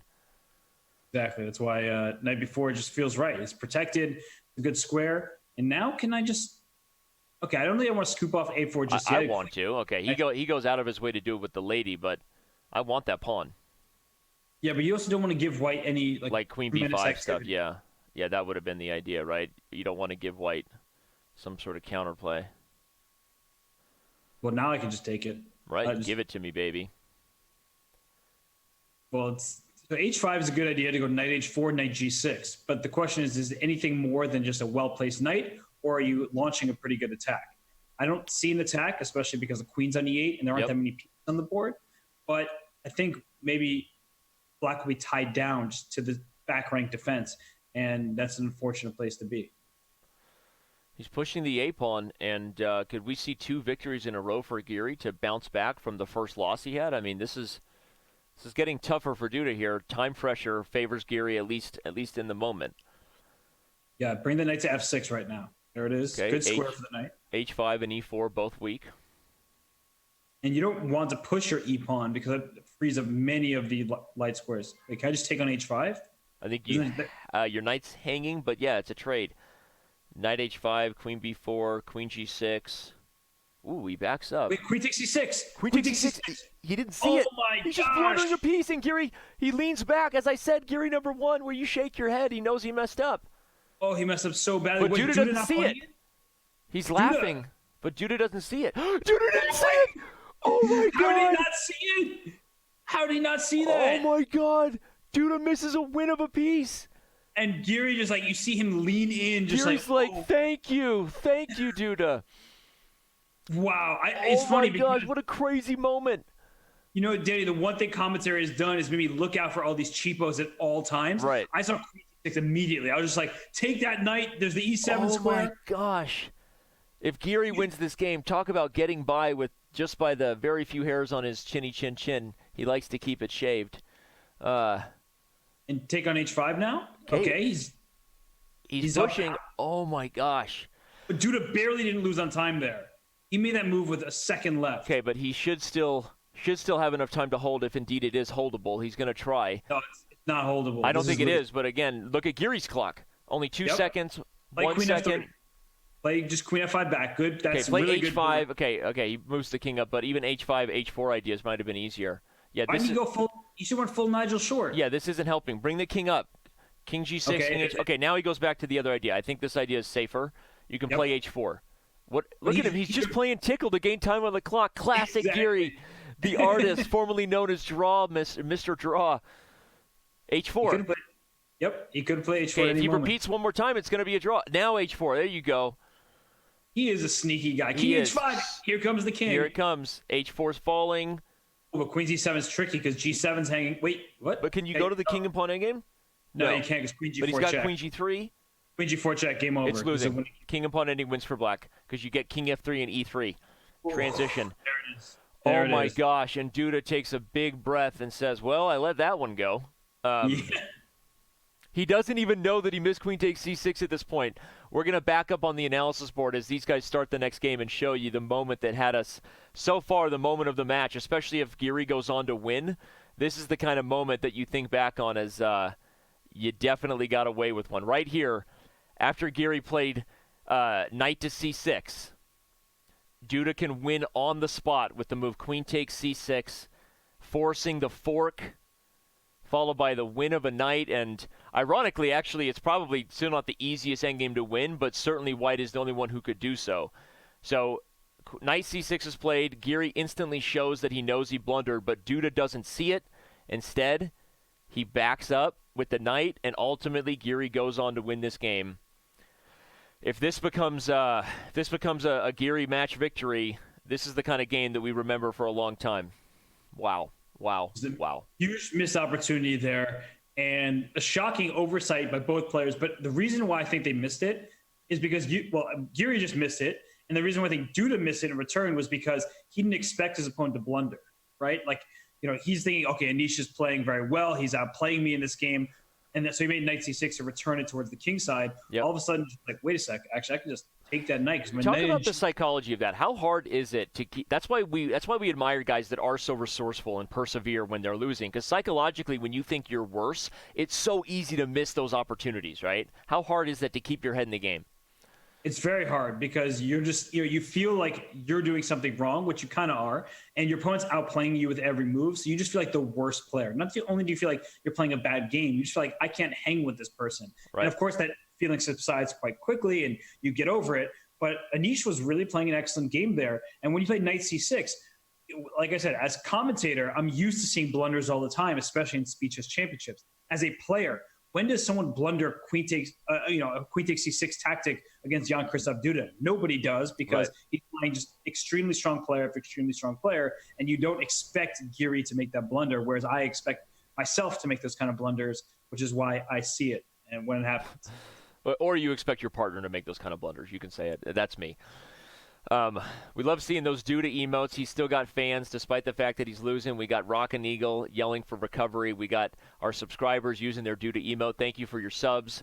All the members with us here, your views, your subs, your support at Chess.com make these events possible, and we appreciate it. So don't forget that. Thank you so much. We don't have Duda and Giri emotes at the Chess TV chat, but we do have a Robert Hess emote, so let Robert see your love. Get that Robert Hess emote out if you're a premium member over there on Chess.com. Man, I'm so excited for this match here. This is going to be nuts. This is exciting. This is I do feel that as the time controls get faster, Duda proved that he's capable of comebacks against Alexander Grishik in last year's SCC, right? Came back in the bullet portion, down 2 games. So we know that the young man from Poland is capable of keeping his head in the game. Remember, against Grishik last year, Robert, he basically trailed in that match the entire way until bullet when he made the comeback. Yep. And as I see Sam Copeland saying, it's not a Duda SCC win if he doesn't have to come back. But he's got to stop playing this opening. This is the second time in a row he's played this. He lost that last endgame to Giri. Right now, Bishop takes E7. Bishop takes D5 is good too. I think. Are you just winning material here as white? I think you are. Giri's got the head bob going. You know he's feeling frisky. Wait, dude, he just wins a piece. Oh no, wait. No, he didn't. Wait, can you go back? Can you bring up the analysis board? I shallst for you. So Bishop takes E7. Knight takes E7. Rook takes D8 was what you wanted. Bishop takes F3. No. I wanted queen takes F7 check instead of rook takes. Oh, sick. Dude, Anish just missed a crazy win. It just comes. Robert Hess has been doing his puzzle rush, playing some puzzle battles, bro. Are you getting ready for the Chess.com FIDE Grand Swiss at the Isle of Man? I am. I think you are. I'm feeling good. And that, seeing those kind of tactics makes me feel good. Dude, seriously, that was just a win on the spot right there for white, and you saw it because you're headed to the Isle of Man for the FIDE-Chess.com Grand Swiss. If anyone tuning in for the first time to the twitch.tv/chess channel needs more reason to follow, this is where the biggest events in the world of chess happen. Don't go anywhere else. Right here is where you need to be. Robert Hess will be playing in the UK on the Isle of Man. And the Isle of Man. Right now, Robert, seriously, that was a sick tactic you spotted. Good job. I won a game somewhat like that many years ago, and it's really that feeling of playing queen takes F7 check and like back rate mating someone. It just feels good. It feels so. Man, so now we've had the knight C6 blunder in last game. Giri misses queen takes F7 this game. I don't even know if he's aware of it. He's got the shaking head going, but I don't think he probably didn't see that exact tactic, but the position he prepared out more or less the theme, and then he's just like, I had a great position. Now I'm in an opposite color bishop ending with no winning chance. Yeah. Well, this is likely headed for a draw, as you said. I mean, is no winning chances a little harsh at this point? Maybe it's not. So let's back up the analysis and actually show everybody then what the missed win was then, because as Robert pointed out, if indeed this is an obstacle bishop ending with no winning chances, it was right here that both sides just failed to calculate the correct trade move order, taking E7 first, and then queen takes F7 is just lights out. If the rook takes, not only do you win your queen back, but you win the rook for white ends up being up the exchange. If you move the king, Okay, now actually you just lose the queen for free. So it was just completely winning on the spot. Giri misses it. We are likely headed for a draw because of it. If you wanted a drama, you getting it. I see what you did there. Yep. Did there. Mary J. Blige has nothing on this show. We want the drama in our life on this show. Bishop e4 wins a pawn. No, rook c3 says. I was kidding. You passed the test. I do enjoy being tested every now and then. Well, no more drama in my life was what Mary J. wanted. Maybe she was talking to Anish Giri, who is known in many ways as the artist. Let's remind everybody our daily question, because if this game ends in a draw, in all fairness, he could have won earlier. So his nickname, the artist, because he likes to draw a lot. Maybe it is well-deserved. I believe we have some responses now from social media. Thanks for getting involved here. We got our own producer. Nicknames given to me in chat today. The Sultan of Stream, the guy who manages not to murder Danny, Boogie Nights, Poopity, okay, G. Aaron Thor, Mr. Producer. I love this community, and they love you, Aaron. All right, here we got Sefer Devar, gets at Chess.com, says, you're asking the question in the middle of Giri, a blockchain of draws. I got to go with the artist for Giri. His commitment to drawing is respectful. It's on a forever and after love level. P.S. Aaron is the boss. Great stuff there from Sefer. The bad boy of chess, who is that? I can't see the picture close enough to know. Bobby Fischer. Bobby Fischer. Was he known as the bad boy of chess? I didn't know that. I don't think so. I think you might have just given him that nickname, Hector. Good for you. That might get you a diamond membership later. We'll see. Our own Sam Copeland. Obviously, you got to go with the Riga Magician. He's a big sacrificing pieces that are completely unsound fan. That's Sam's level of chess right there. No kidding, Sam. Love you, buddy. That's what Mikhail Tal was known for, the magician. All right, well, get at us if you want. Use the hashtag SpeedChess. Hover your mouse over the Twitch player. You can vote via the Twitch extension. So no excuses, only results. Time to get involved in the social media chatter on these shows. Danny, it looks like Jan-Krzysztof Duda is listening to some Simon and Garfunkel. Yeah. Look how dark it got in his room. He's just like, "Hello, darkness, my old friend. I'm ready to go to faster time controls." Yeah, he's wanting the 3-minute, and he's about to get it. If you're just tuning in, obviously we have a 1-game lead for the man from the Netherlands, but likely this is our last game in the 5-1 portion, so we're going to have a close affair heading into the 3-minute portion. Sam Copeland says, hey, now. I don't make unsound sacrifices. I get destroyed by unsound sacrifice. You're right. I'm sorry. My apologies. All right. Okay, what's going on here? Duda trying to strike back, plays e5. This was a Trompowsky attack, so he changed up the Italian. Apparently he agreed with you that he finally doesn't like the positions he's been getting. On the white side of that e4 classical opening, if you're just joining us, this is the first game where Duda opened up with a different pawn, that being the queen pawn. So that's a quick little nugget to note about the storyline of this match. We had a Trompowsky. Something that I used to play back when I was playing unsound openings. But white's got a small edge here.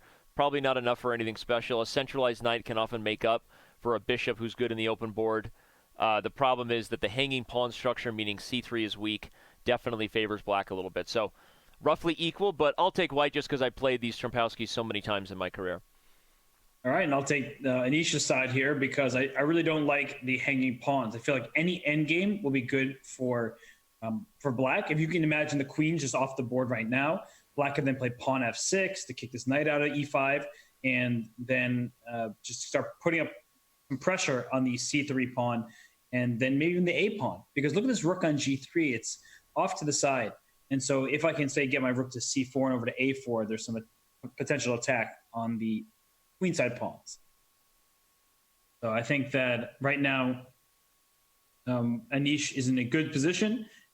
And Duda, he's down a point in the match. So he's probably figuring out, how can I get aggressive here? Yeah. But he understands that any kind of queen g4 is met by f6, simultaneously protecting the pawn on g7 and attacking this knight on 5. Well, I like queen c1, right? Silly rabbit. Tricks are for kids, but the g7 pawn is pinned, so you might try to work it over there. Now the knight comes to g4.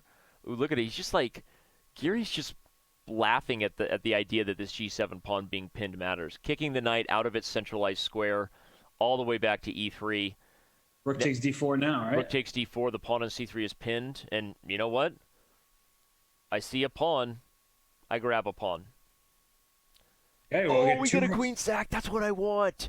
I want this thing to get messy. Look at this. This is how you would win, though. You got to give the Polish fighter some credit here, right? The 2 rook for queen dynamic might be an opportunity to outplay him, although normally you and I say a lot that in these blitz time controls, the queen just ends up proving her weight as time is less on the clock. It's very hard to compete with the lady. Yeah, the queen is amazing here. The queen can go to a3 at any moment to attack the rook on c1, the pawn on a2. And what you typically see in positions with this kind of imbalance, right? There's a queen for 2 rooks. It's actually a queen and pawn for 2 rooks. But the side with the safer king is often the side with the advantage. Here, both kings are pretty safe. I think the white king is slightly safer. Mm-hmm. But this extra pawn plays a big role in this position because look at the queen side. Ignore the queen, ignore the 2 rooks. Look at the A and B pawns versus the A pawn for white. That extra pawn on the queen side feels very advantageous for black. And that's why he went d5, hoping for pawn takes d5, give me rook takes g7 check. And so instead, Duda's saying, like, I need to get some activity here. Otherwise, I'm just going to get rolled over in the long run. Showed that fork on the board. But, again, I think that even with all that said, I still think this was something worthy of getting excited about for Duda because this is the right approach. When you were just getting squeezed, the 2 rooks in the open board, I don't know. I get a feeling he might have good chances to hold this one. You can guard h4 with g3. The 2 rooks, once they get going, are going to make it very hard for the queen to neglect the king's safety. So the board becoming this open no longer may favor the queen. It only kind of favors the queen when the rooks can't get coordinated, right? If the queen could do what you said, poke at this side of the board while threatening to always poke at this side of the board. But something tells me these rooks are going to get coordinated, whether it's on an open file or on one of these ranks over here. I'm with you. I think that this game is one of those where once white just connects the rooks in a useful way, the game will probably peter out. So I think it's going to hold a draw. I think it was the right decision by Duda to not miss that chance. Yeah, so take on h4 here, right? I think he did. Okay, but rook c7, the rooks come down. I mean, this is going to be tough for black to have any winning chances.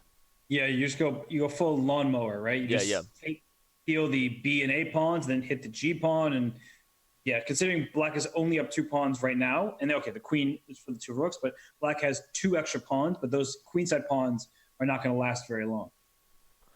Okay, well, the queen comes to e4. I think the rooks double on the 7th rank, and we likely see, I don't know, maybe the queen even tries to go for a perpetual herself because you have ideas like queen e1, queen e5. Of course, you can try to take things on f2. Whoa. The risk of that by Duda, I was not a fan of that because one of the only ways these things backfire for the rooks, everyone, is when you disconnect them and then they can never get coordinated again. It may be unlikely to say they'll never get coordinated again, but this is an interesting spot, right? Because now you're worried about blunders. Queen e1 wins f2. The rooks are on squares that are potentially vulnerable to the queen doing double attacks on the kings and rooks. So obviously sort of giving what seems like superficial advice, I guess, but I think it's the opportunity that a lot of players maybe opportunity for them to blunder in their own games. I don't know. I don't like rook takes h5, dude, like at all. Also, a draw was offered by Giri and it was declined by Duda. And I assume that he declined it not because he actively did so. He just made a move and that just said, all right, no draw for you. Yeah, maybe didn't see it or he saw it and said, no, I actually like the rook. So I guess from that perspective, taking with the rook was saying that white maybe wants more than a draw. He is down a point. So I guess I was looking at it from the perspective of wanting white to hold, and the rook coordination was key in that regard. But maybe he wants more. Look at him. He's going for the whole thing. Two rooks can be dirty. Yeah, I mean, white really can't ever lose this. I don't think so, because the king has nowhere to run to. If you go king f8, you get checkmate in 1, rook h8 mate. The queen can block, but you lose your queen. And if you go king to g8 back, I can keep going rook c8 check, rook c7. And that can always be the draw if I want it. So I think that this is a good decision by Duda to keep playing. This is the last game of the 5-minute time control, so it's not like he's wasting time or wants to get next time. So this is the final game. He'll get a break after this. Yep. So you might as well play it out. Yep. No, I don't think he's just trying to draw. I disagree with Chad on that. Leon likes chess, wonders if half the chess players in the world play Blitz from their closet, assuming Duda's in a small space. I don't think he's in a small space. Fun fact, I used to broadcast from a closet before we had the That is studio. That's actually not a joke. That is totally accurate. And Robert spent a lot of time with me in that closet. Thank God we both came out of the closet, right? That just it feels good. Any Hooters. Welcome, everybody. The Speed Chess Championship rolls on. Don't go anywhere. Right after this, we have the 3-1 portion in a very, very close match. This is going to be exciting. All right, maybe we have the draw commencing now, proving me wrong. But, oh, man. We love you, chat. We love you no matter where you're watching this show from. Hit that purple follow button, and you'll be with me and Robert for the rest of our lives. They drew. The draw commences. The artist, formerly known as Anish Giri, holds true to his half symbol, the equal sign, equals. But he does take a one-game lead as we head into the 3-minute portion. We will be right back with more Speed Chess Championship action in just a few moments.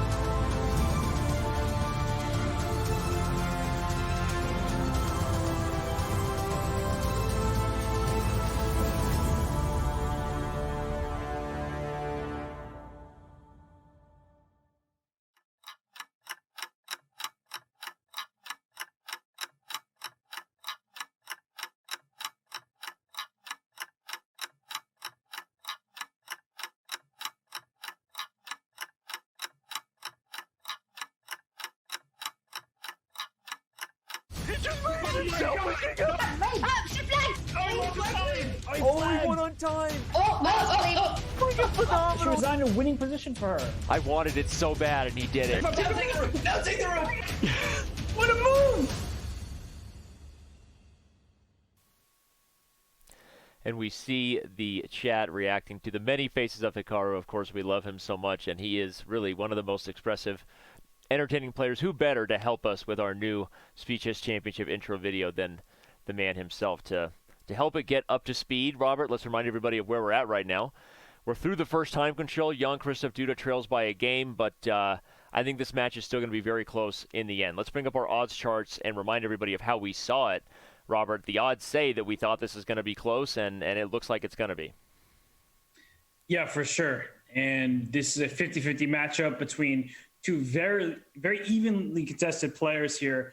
I mean, I couldn't pick somebody to win the match beforehand. I still can't, because despite Giri's one-game lead thus far after the 5-minute portion, we know that Duda is the comeback kid. He did it twice in Speed Chess Championships last year, and he beat Grishuk, he beat Karyakin. So Giri needs to be careful. He can't get overconfident at any point in this match. You see them right there at the 8-9 seeds respectively. 50-50 is the coin flip. Let's remind everybody more specifically of what we saw as we looked at these two players heading into today's match. As we said, they are the 8 and the 9 seed. Duda made it all the way to the semifinals last year, and as Robert said, he was kind of known as the comeback kid. So now as the time controls get faster, will he get better? According to our Smarter Chess match predictions, Giri needed a 2-point lead in the 5-1 if he was going to hold his own with Duda and Bullet. Look at that progression. A lot of the match storylines suggest as the time controls get faster, our records indicate that Duda becomes the slight favorite between these two guys. So if that holds up and this goes down to maybe a one-game victory for someone like Duda, remember this 5-minute portion if you're Anish Giri. But who knows, of course. Obviously, the SEC has history. We've been doing this for a few years, but every time these guys play a match, we're always super impressed, and they teach us a little bit more about what super GMs are capable of in Blitz. Speaking of which, Robert, it's time for some more Blitz. Are you excited? I'm very pumped, and we keep talking about how Duda has spent too much time in the early stages of the 5-minute segment. I think he's going to be very fast here. This happens in every SEC match, it seems like. Players that are slow in the 5-minute are lightning quick in quicker time controls. It doesn't really make sense. It's just what happens. And here, he's got to stop playing this. If I was Duda's coach and I talked to him in between, the segments there when he had his break, I would have said, Jan-Krzysztof, stop playing this. You're getting bad positions every game. It's too easy for your opponent. I mean, this has to stop.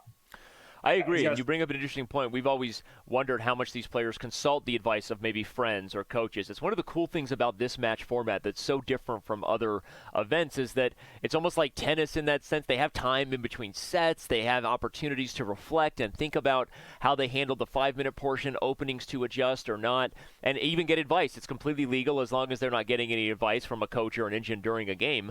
There's no reason they couldn't even consult an engine during the break and be like, hey, I keep getting this opening, and I think it's good. Like, let me try to see if I can improve on it, right? So a lot of interesting things to think about in regards to how players may approach the SEC, and let's try to remember to talk to them about that in the interviews after the match. So if you're wondering whether they did that, stick around to the end of the match, and we'll get the players' opinions. Robert, the thing about this line is it was played by both Magnus Carlsen and Fabiano Caruana at the Sinkville Cup. So even though I think from a practical point of view I agree with you, it's not the best position for Black, maybe it's hard for these guys because they want to bring their best chess to the SEC and they want to play openings they feel they can play in OTB events. Maybe that's why Jan-Krzysztof isn't going away from it. It's not that I disrespect the decision. I just don't like it at all. I mean, you've heard me voice it many times.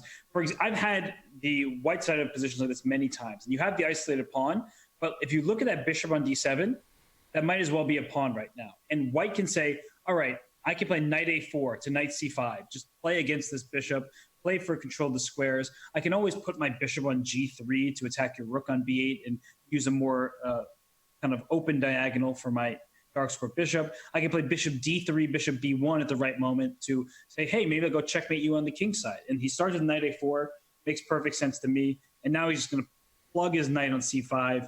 It's just not fun to have the black side of these positions. I agree. And again, I obviously drew the conclusion he feels like if Fabiano's playing it, these guys are playing very serious openings in the SEC. But I agree that from a practical point of view, especially in Blitz, this is not a position you want to just be worse with black. I think objectively it is sort of solid. Yes, white's slightly better, but you have the knight on d5, right? The pawn on d4 is isolated, and it's one of those things where black is worse, but white has to prove it. I think that's better for longer time controls, everyone. That's kind of Robert's point. It's not a happy position to play in Blitz. And as you said, Jan-Krzysztof was down on time in the 5-minute portion. Now, because he's in a bad spot, which is why we don't like this opening from a practical point of view, he's also getting down on time here.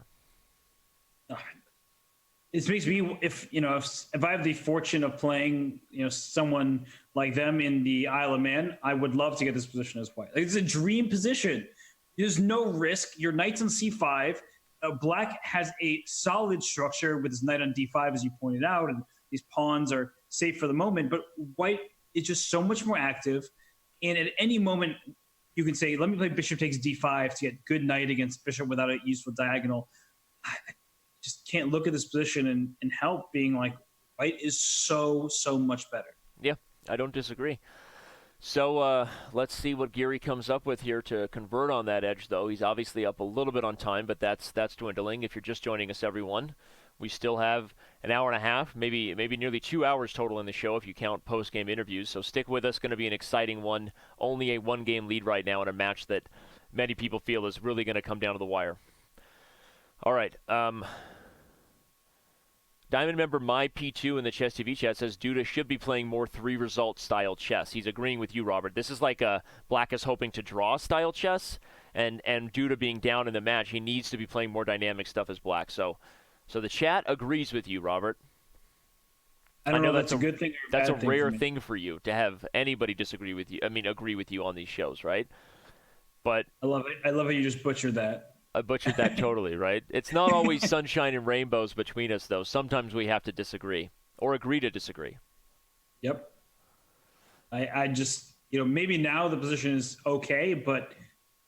So why has it gotten better for black? The pawn on a3 you feel is an improvement due to the fact that b4 is kind of weak for white? That's your idea? Exactly. I've disconnected white's queenside pawn, so that if you go and try to scoop up a3, I'll probably get your b4 pawn. And now actually... if I take on c4 and play queen f5, my queen might work its way to d5 and trade off the queens. And I don't know. I think that black isn't in too much danger, those kind of positions. Well, again, and that's kind of why I was pushing back on you a little bit. Not because I ever disagreed that this is bad for black. And maybe we'll see where Giri could have improved. But clearly black, they're playing it for some reason where they feel like despite the optics being so bad for black, he's worse visually. You look at it, and the pieces are cramped, the bad bishop on e8. But white, I guess, has to kind of prove it, right? And, Caruana was able to hold against Magnus. He couldn't prove it, and maybe now Duda's like, you know what, it's not that bad. I'm going to play this position as black. But look at Duda's clock. Okay, I agree. He's spending a lot of time. I'm not trying to argue with you. I'm just saying that I agree with you from a classical standpoint. Okay, threatening checkmate. So you had to go queen f5. Now the queen can just, capturing seems reasonable. Now you've double pawns on the king side. Mm-hmm. And black is not toast or anything like that. Well, and the main thing is that these pawns are potentially weak, d4 and b4, right? Yeah, and this king can just run to f4. Okay. All right, I'm feeling you. I'm feeling you. Giri's in charge here. Yeah. And look at the clock. It's no good. He's dominating now. Sorry, My P2. It's pronounced Meep. Meep. There you go. It's Meep. Meep. Meep 2, not My P2. So now white's just up a pawn. Granted, it's a double pawn, so it's not the best pawn in the world. It's a double isolated pawn. Yeah, but it's a 3-on-3 on the king side, and very importantly, there's an extra pawn over there on the queen side. So, yeah, actually, I don't really like how. Yeah, the problem is if you go for a3 now, black wins both b4 and d4 in exchange for the 1a pawn. Yeah, something just went wrong. Yeah, he's going to trade everything. So he still has this a pawn, right? So he can play rook a7 here. The question is, can black even trade into the knight and bishop ending? You would never want to do that with the passed a pawn, but wow, gives up f7 with check. Decision. Taking on h5, I was not expecting that. Yeah, he's just saying that, okay, my pawn structure is better. You have the outside pass pawn, but so do I now on the king side. Right? We got H versus A. This is And now crazy. A4, push that pawn. Oh, rook D3 check. Yeah, A4 would have lost the bishop there. Well, he had rook B3 back, but yeah, it was not a good move. Okay, yeah, you're right. Yeah, rook E3 would have held there. Here comes Duda with the active king. Yep. Oh, bishop E6. Bishop E6, what a nice anchor. Bishop protected, pawn protected. Rook H. Well, somewhere. but here comes the H pawn falling now. He's in trouble. Duda's in trouble. The time scramble is real. Oh, rook takes F2 check as a threat, though? He missed it. He allows it with check. He didn't go for it. Okay, I guess knight G4 is maybe superior, he felt, just to keep... he didn't want to force the rooks off the board, but still. Now you can play rook F2 and no, don't take A2. Sorry, bishop's guarding it. LOL. But is he trying to bring the king in and checkmate him? Why not? Just go for it? You could have played knight G5 check there as well and then taken E6 because it protects the rook. They both have 0.7 seconds left. Look at it, literally living on the clock right now. Look at him he blunders the knight! We're trying to analyze the chess, and they're just literally in a scramble. Giri's going to win and take a 2-game lead. Maybe Duda needs to turn the lights back off. It's the right color corner over there on A8. The right color corner for the bishop. Oh my God! Let's back up quickly in that game as the next one gets underway, and show real quick. I think the last moment was the one I was calling for, where he should have played for the knight G5 idea, Robert. Right here, he could have played knight G5 and taken E6 because it protects the rook, and it's key because then he has rook E4 and he would have drawn the endgame.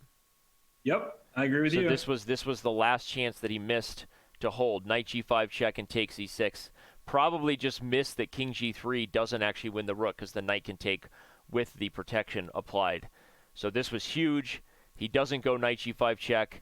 Instead, knight D6, and then ultimately blunders the knight here with rook E4 because the rook comes to D5 and the knight falls. So wowzer. Mark Wahlberg could go for some clam chowder. Wowzer. A rhyme with wowzers. I don't know. I went for it. I went for it. I thought of a rhyme and I went for it. You know, I can't blame a guy for trying.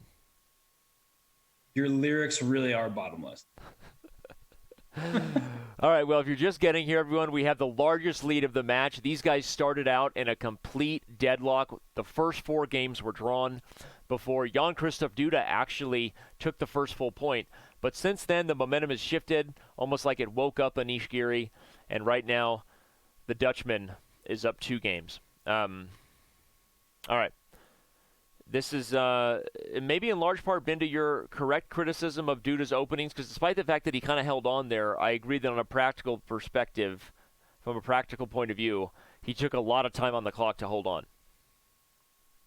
He was down to seconds, and he ended up blundering in a position that he held. You know, he really was doing a great job at a certain point. I think that's really to point out that Giri is the one who butchered what looked like a great position. But I can't stand seeing that opening again. And it's not like it's the worst thing I've ever seen.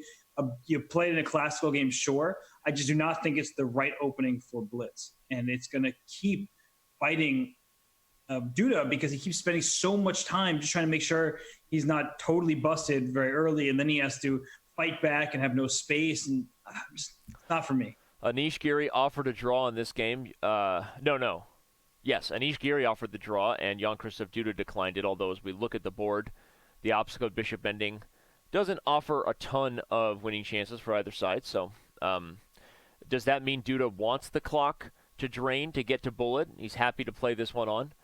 It's a question of whether he feels he's the favorite in the fastest time control against Anish Giri. We see there, obviously, the Dutchman who is flying.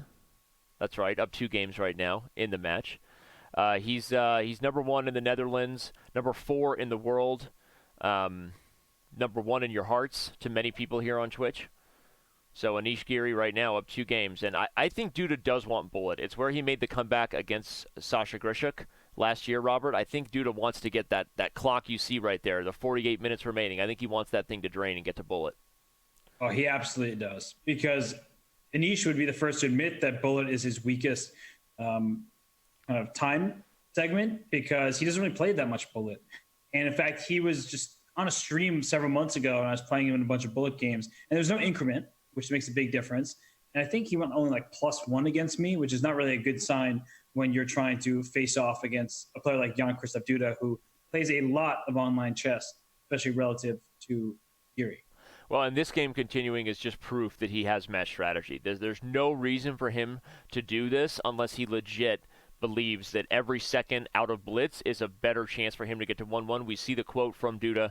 Obviously, our own Peter Dawkers and our other journalists reach out to the players for every match. We like to give you those pre-match previews, and we get interview questions. And Duda admitted freely that he feels like his best chance is in the 1-1 portion. So there you go. Mystery solved. Mystery solved, and the mystery of this opening also solved. He changes openings. You get your wish, Robert. I'm so happy. You don't understand how happy I am. How happy are you?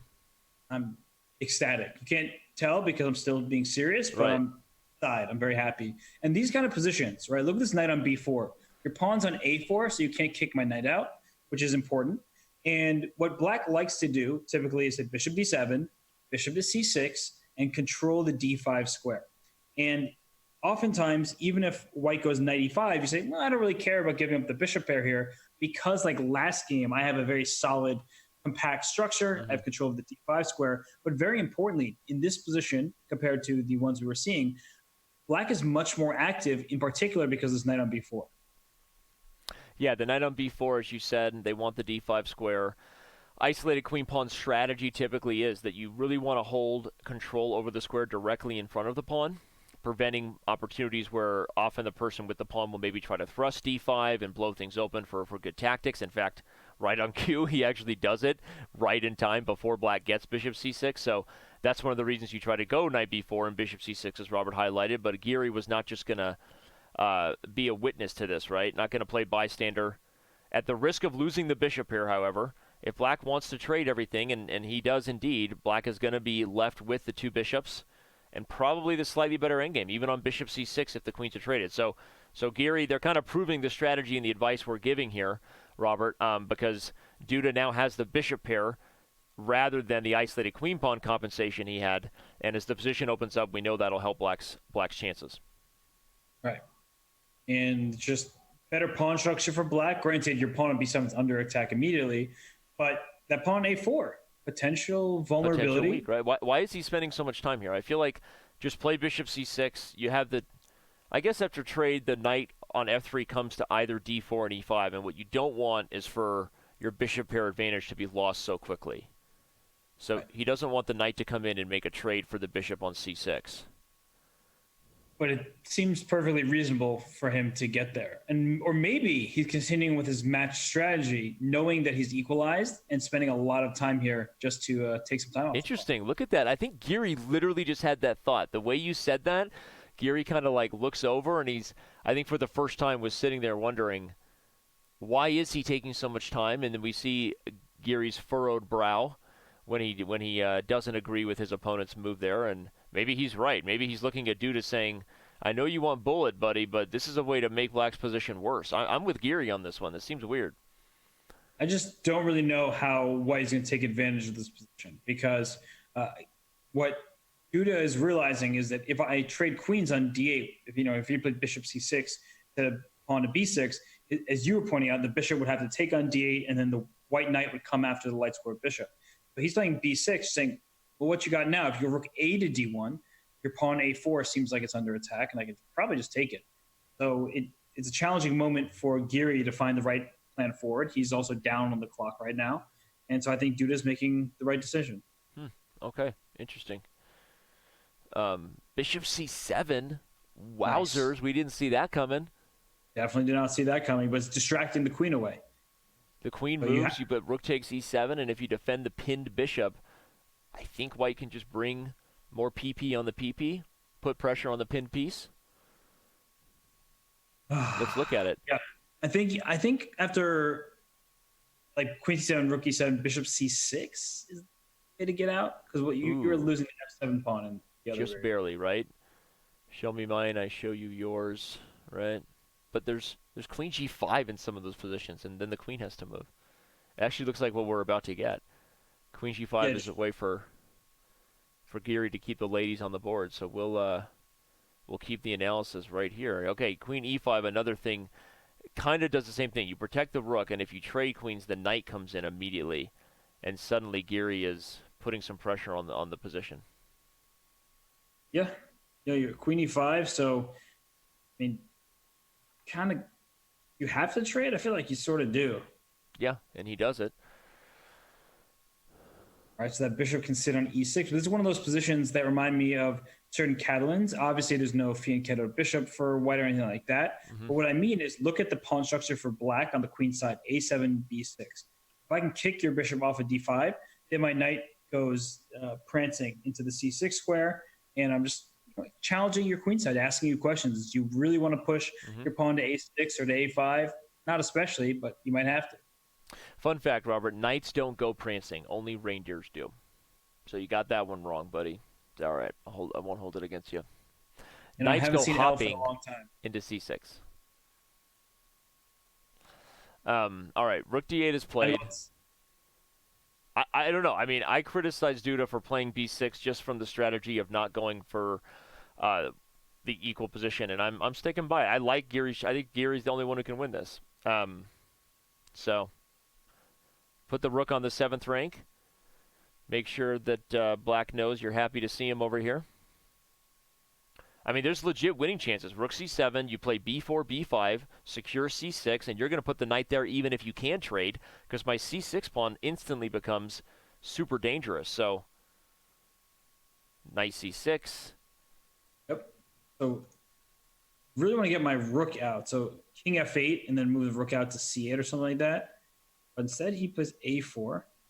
Okay, this is the same idea. Just play rook d8. Yeah, and I guess the main issue... Okay, you play knight c6 and just don't blunder rook d2. Oh, he plays rook d1, but look out for checkmate ideas. So he guards it, moves the king, frees the king. Black's better here. Rook d2. Black's like almost winning. What just happened? How did this happen? I'm confused, but now all of a sudden, Duda's just up a pawn. I don't know what happened there. I loved White's chances. The rook's on the 7th rank and the centralized knight. But boy, do I feel silly. A little sheepish over here. You know, I was just thinking about the reindeer comment you made, and then I look back at the board, and all of a sudden, black is the one up a pawn. Rule number 1, don't ever think about a reindeer when chess is on the line. So king c4 or b2. Just bring the king in next. Okay, but now maybe White's just in time for counterplay. These rook endings are so weird. You have to be careful. White's going to have 3 pawns. This is going to be one of those really fun races where probably the rook is just winning. You want to just push the h-pawn, I think. Yeah. Forget the other pawns. Your only chance is to draw.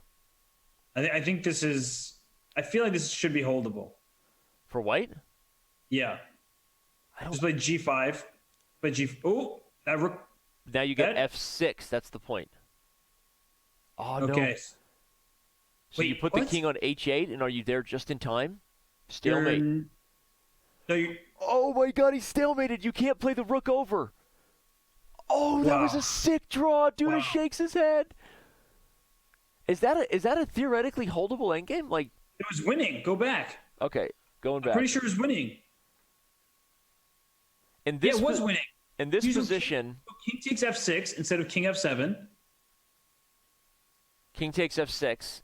And then after h7, you just go rook a4, and you made him. Oh, my God. Yeah, duh. And this is a common idea in these endgames where you force the king to checkmate itself by coming to g8. And I think even king g6 wins in this position because on rook a4 you can't get a queen. It would be checkmate. So you end up under-promoting. You hold alt, never forget that, and you under-promote to a knight. But after the king moves, you're still in a lost endgame here. Very typical just to show the rook comes back to the g-file, and you're losing the knight by force in these positions. Yep. So this is a good little trick to know because in some cases, what Robert just highlighted of the rook sliding over, the easiest win is certainly there. But in some cases, this idea where you force them to under-promote is a really important thing to have in your toolkit, that this is a forced win when you bring the rook back. You can also check and do it.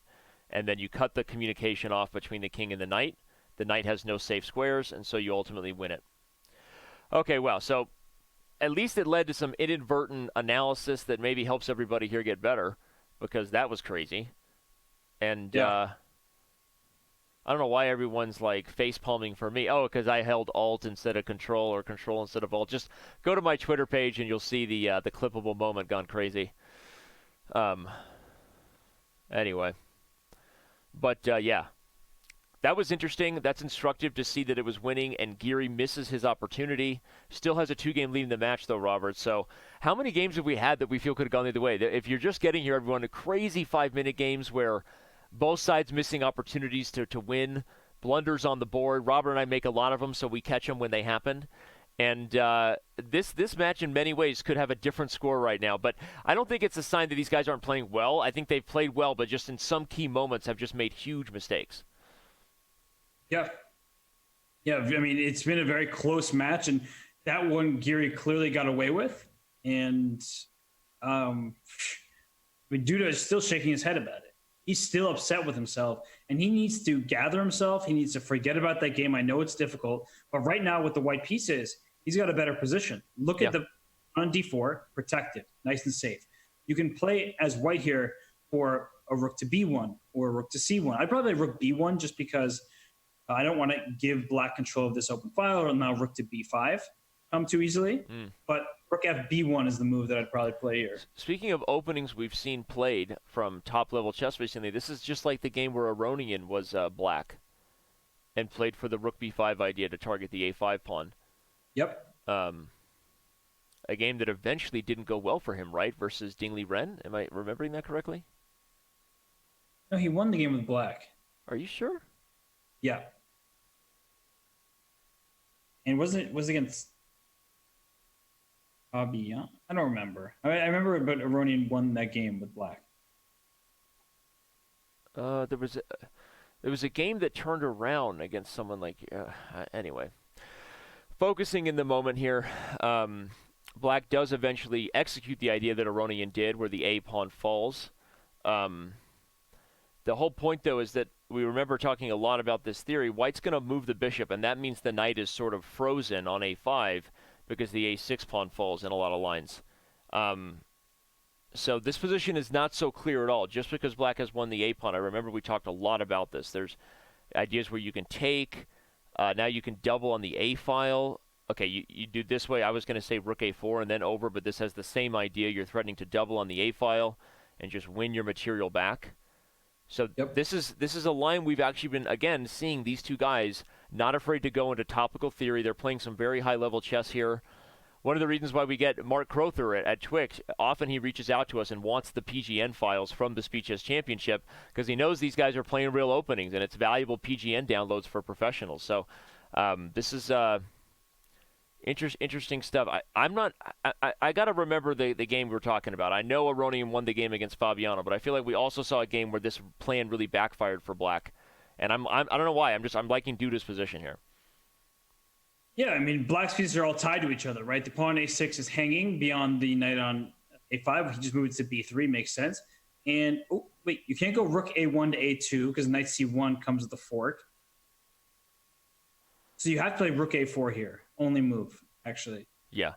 But the point, everyone, is that black couldn't take on g5 the last move because knight takes threatens queen h7. And if you play g6, e6 is lights out, and white is just blowing open the king side. So instead, we saw knight b3. Ooh, he goes for it. He plays queen f5. Forget the rook on a1. He wants the attack. I like taking h6. Just do it. Go for it. So we just take the knight first. I like your idea. Just take the knight on b3. Oh, yeah, remove the queen from retreating. Robert, you dirty dog. You're so brilliant. Oh, he plays rook a4. Did he miss it? Rook takes, and takes h6. The point is, if you do something, you get mated because the queen lacks the retreating square. Look at Robert Hess. Well, you set me up. I spiked it. I give you the assist, and then I'm like the Steve Nash to your Amari Stoudemire. I do wear rec specs playing basketball, as you know, so it works out. Checks out. Yeah, Eric Hansen's still talking crap, by the way, about playing us basketball. We're going to crush them in 2-on-2. Chessbrawl's got nothing on us. Can't wait. I love the way White is playing this, though. And again, Robert and I obviously had some confusion or just not a debate, but we were remembering that we've seen this line being played. It's very topical right now, but this is an example of how it backfires for black. When you take that a5 pawn, you're then struggling for coordination for the rest of the game. Wait. Knight takes d4. I don't think agree so. with you. There's queen f6. Knight takes d4 is a free pawn. Oh my gosh, wait. Missed it. He missed it again?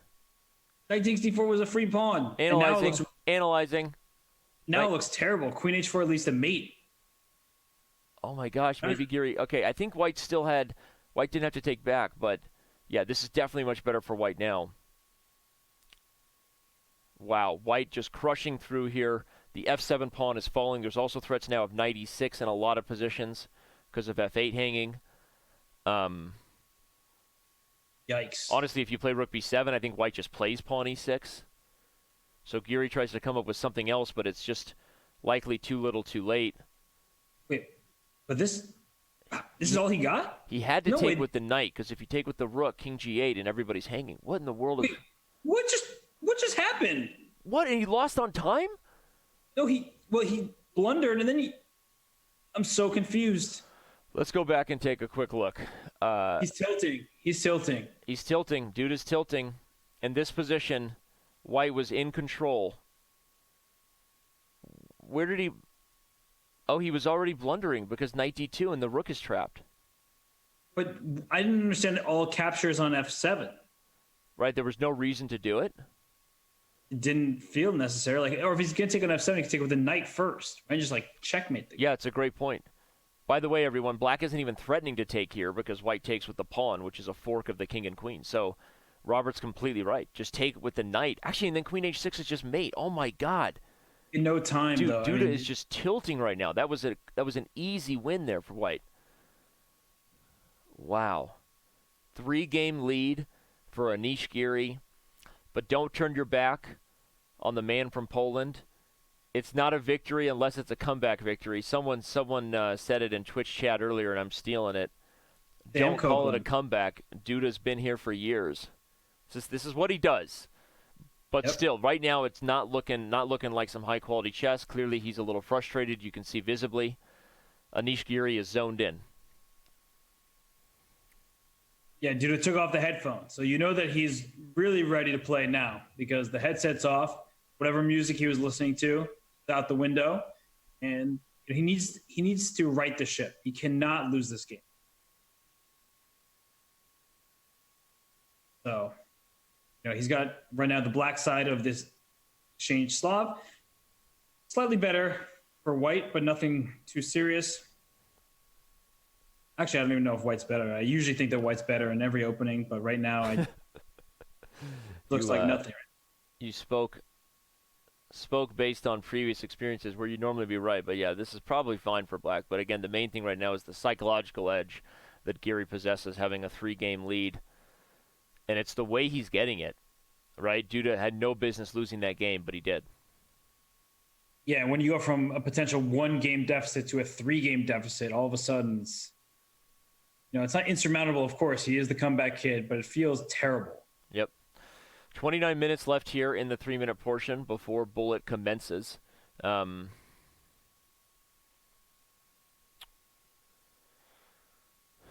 Solid position. A very solid position for both. Challenging on the C file. And, black is doing well. Just knight b6, bring the knight into c4. Be happy. Don't worry. Be very happy. Be happy. Yeah. Okay, just kind of simple here for both sides.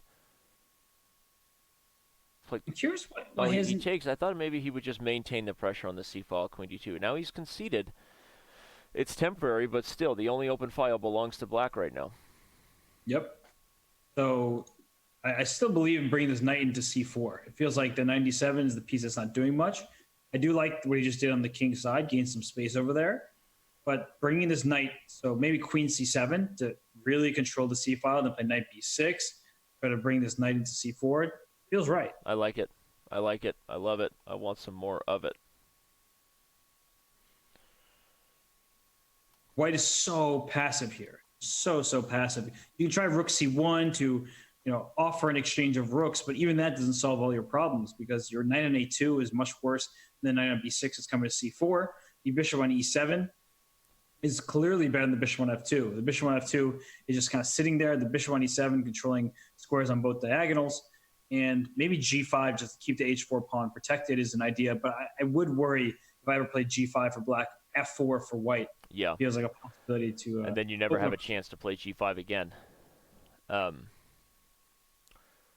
Okay, Giri on the defensive here, but again, will it be enough? The structure's being so symmetrical.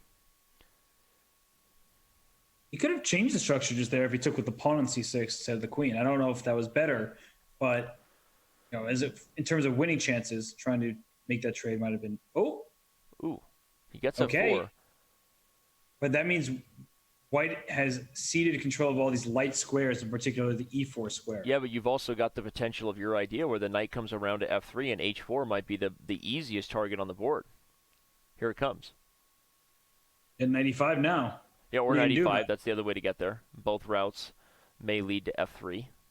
95 hits the pawn f7, so you actually gain the tempo. But I guess, if I keep my knight on f5, how are you actually going to win the pawn on h4? Yeah, right, so you put the knight on f3 to make black's pieces frozen. Ooh, wait. He's played f6 to get g5. He doesn't want to be Elsa. No frozen for this guy. But knight g6, no? It's just you win the pawn h4 for free? Oh. He shakes his head. Oh, yeah, I saw his face. OMGs or snaps. That was a blunder. What was I doing? Wow. Okay, probably this could still be a draw, but that was not what he intended there. Oh, my gosh. He's so upset with himself. I mean, he should be. That was just... There's no need to play f6. Well, that's why we weren't even considering it. I was like, f6, he doesn't want to sit tight, but it turns out he should have. Speak for yourself. I didn't consider it because Ben Feingold told me never play f6. Oh, well, that makes one of us who listens to anything that comes out of Ben's mouth. So at least he's still got somebody. The move g5 kind of closes up and kind of offers a draw here almost. I don't think so. h4, h5 is one idea, and the bishop on c7 is so weak that perhaps at the right moment I can get a bishop. I'll put it this way: why was there a point in playing g5? Wasn't there other ways to be more flexible? You could play h4 with the tension, and if they ever take g4, you get the king in. But you're stuck. Actually, you're in Zugzwang. Bishop d8 now. Game over. Oh my gosh, bishop d8. Black is just busted. Yeah, the whole time black was lost, I think. Wow, there was no way to hold it, so Giri plays g5 to threaten h5. Two weaknesses on both sides of the board. That's why you don't want your pawns locked on the same color as the enemy bishop. Giri taking his time. Now he's going to give up the h-pawn to make sure he can hold the e-pawn, I think. Yep. Bishop e1 check. He'll play king f3. Black will take, but white gets b6, and with it, a much better... Oh, my God. What a strong move. King e2. Let's show why. Look at this, everyone. If you take b6 right away, black gets bishop e1, and even though white's likely still winning, you have to re-break down the blockade. He patiently lets the b-pawn sit in agony just to stop the bishop from getting any avenue to return. King e2 is a super precise move. Take note, that's grandmaster technique. The move king e2, and now everybody falls on the queen side, as you can see on the live board. White already has the passed a-pawn, and it's over. That was impressive. It's clear Anish didn't like the nickname that you gave him with the half symbol. The half symbol, the artist formerly known as Prince.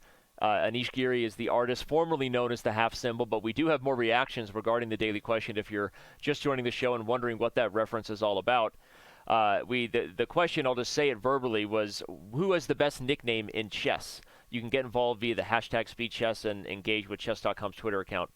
Jose Raul Capablanca's prowess, accuracy, and the speed of his play earned him the nickname the Human Chess Machine. So there you go. Capablanca wasn't even one that we brought up earlier. Sasha is more of a Russian nickname, just for Alexander. So even though I think that's a useful and good nickname, and that's a great picture of him, but I don't know that really counts as a chess nickname. So unfortunately, for Din, we're not going to give you that one. Lanny Rainin says the Chess Knight for Richard Reddy. for his night opening. I've played hundreds of games of it with it on Chess.com and really enjoyed this experience. Okay, that's a great one. And it's not one that we had. Obviously, the famous ones: the Beast from Baku, that's Kasparov; Riga Magician, Mikhail Tal; Mozart of Chess, Magnus Carlsen. There are many. But the Czech Knight, that's interesting. Yeah, that's a good one. We didn't have that one. There you go. Get involved. You can hold your mouse over the Twitch player and vote via the extension right on Twitch if you're not into the whole social media hashtag speed chess thing. If you're on chess.com TV, let us know in the chat. Or, as we said, get involved with the hashtag. Yep. Actually, there's another good one that I had mentioned earlier for Semyon Furman, who was Anatoly Karpov's trainer. His nickname is the Walking ECO because he knew all the openings. Okay. Encyclopedia Chess Openings, ECO. Okay. Meep2, Diamond member Chess TV chat, says we need a nickname for Dingley Ren. Okay, we'll think about it. King Ding, kind of like LeBron James, the King. King Ding, that might be appropriate if Ding eventually becomes world champion. Sergei Karyakin, the Minister of Defense. That's one we didn't list. Of course, that's one we use all the time, right? That's a great one. All right, well, right now we have a 4-game lead. We're kind of surprised, honestly, if you're here. This has been a super close match on the board, but somehow Giri pulling away.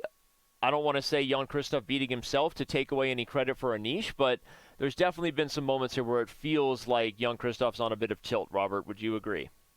Yeah, but Anish is getting crushed in this game. So at least if Jan-Krzysztof can convert this, which he should, then he is going to be right back in this match. But he needs to win. I mean, he just has a wonderful position. Look at Black's king stuck in the center. If you play bishop takes c5, I can just go queen takes c4 and say, okay, your bishop has to move again, and I'm getting to the d6 square. Well, that's what happened, right? He takes c5, but queen takes c4. And the main point you're saying is the bishop moves, I pop a pony into d6, and you lose the right to castle. You can also play queen c3 here as well if he wants on the f6. Now you're talking. I liked queen c3.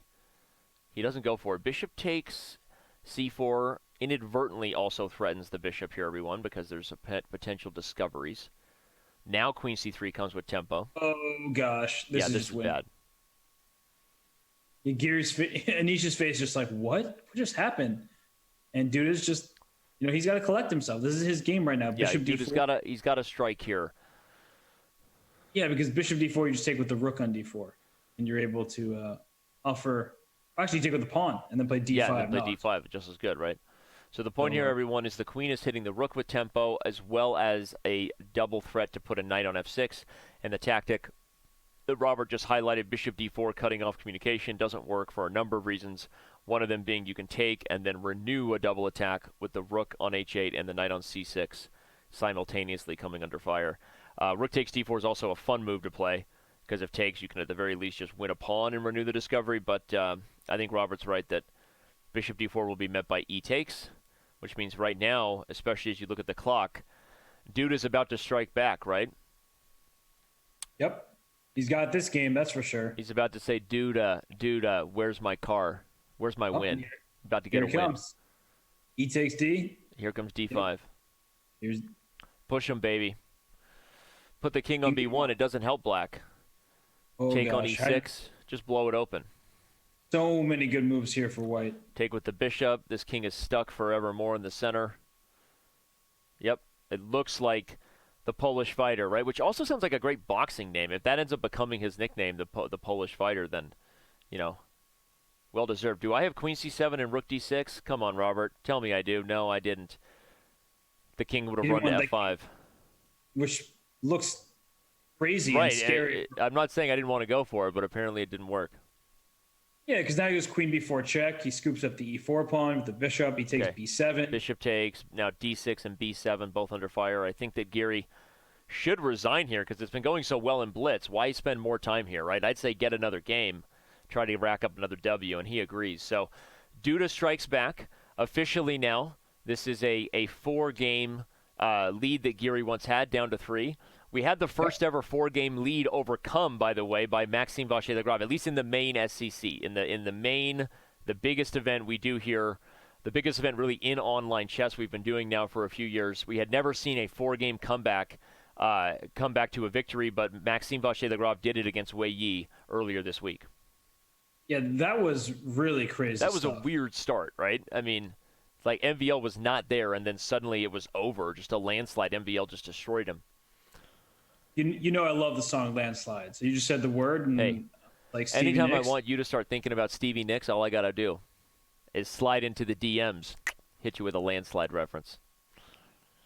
Bishop D3 coming. Here we go. Yep. H7 was under fire. Black has to play F5. Don't kid yourself. That's not a move you're happy about. That's not in your happy place. Although you're going to be happy when you play C5 in the near that's future. true. That is a happiness idea when it comes to the Yaroslav structure, this pawn structure where Black is worse on a spatial level, but if you can break through and change it, you provide liberation to the light squared bishop almost always. And now it's so bad that White wants to justify D5, and he plays it right as I highlight it. We want to trade it to try to open things up, but something tells me Black should be fine. As long as the queens come off the board and we don't get some line like this where White ends up getting the attack that he wants, then Black should be fine here. Yeah, because Black's pieces just come to life. You can trade queens on H4 and then play knight E5, for example. And just like, okay, G6 also makes sense, but knight E5 was just a way to keep the pieces going, keep the initiative up, and play aggressively. So he's going to have to take with the rook. Oh, wait, unless he has knight F8. Maybe he wants knight F8, coordinate, so that you don't have to worry about pressure on the D6 bishop. I actually kind of like that. Be a little more patient. Actually, makes a lot of sense. But yeah, you know what's knight F8. crazy, dude? What? I thought there might be a line like knight F8, bishop F5, takes, and maybe I have like these checkmate ideas with knight H6, but okay, it didn't work. You love going for unsound checkmates. Hey, that's why they called me, in high school, they called me he who sacrifices with no purpose. That's a really long Yeah, nickname. it was Not also what- my spiritual Native American name. Me and Kevin Costner. He danced with wolves. I sacrificed with no purpose. So there you go.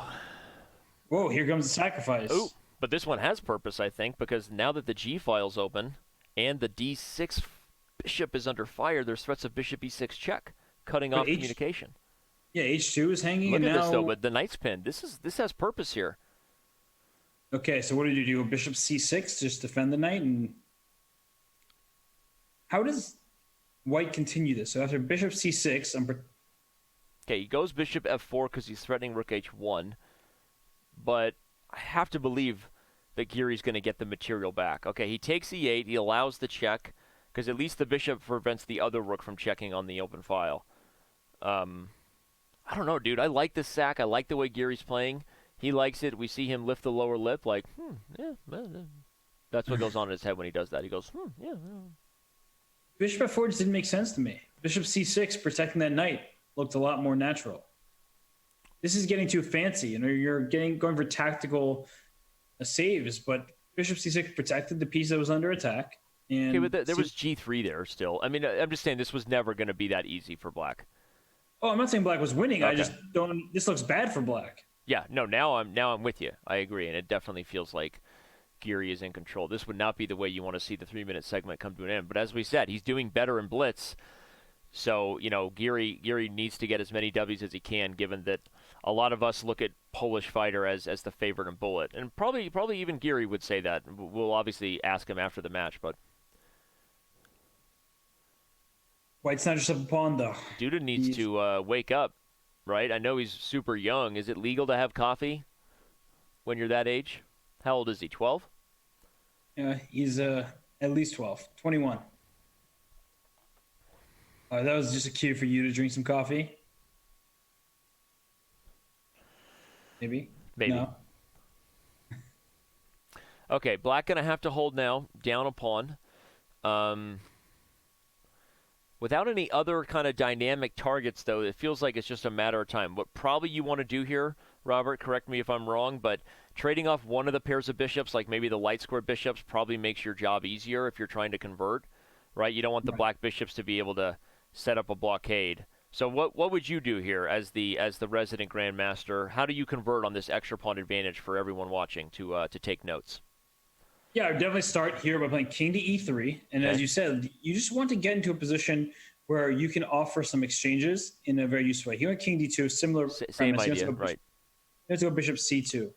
Okay, so I was right about that. Getting an exchange of bishops helps, right? it should help, but I'm a little concerned that black is so active here. Yeah. Maybe it doesn't make a difference and white is just going to press forward. But the activity of black's king and the fact that the A8 square is the nice color. eye. Just always keep an eye out on those things. You know, the A8 square, wrong color. Yep. So black knows what he needs to do.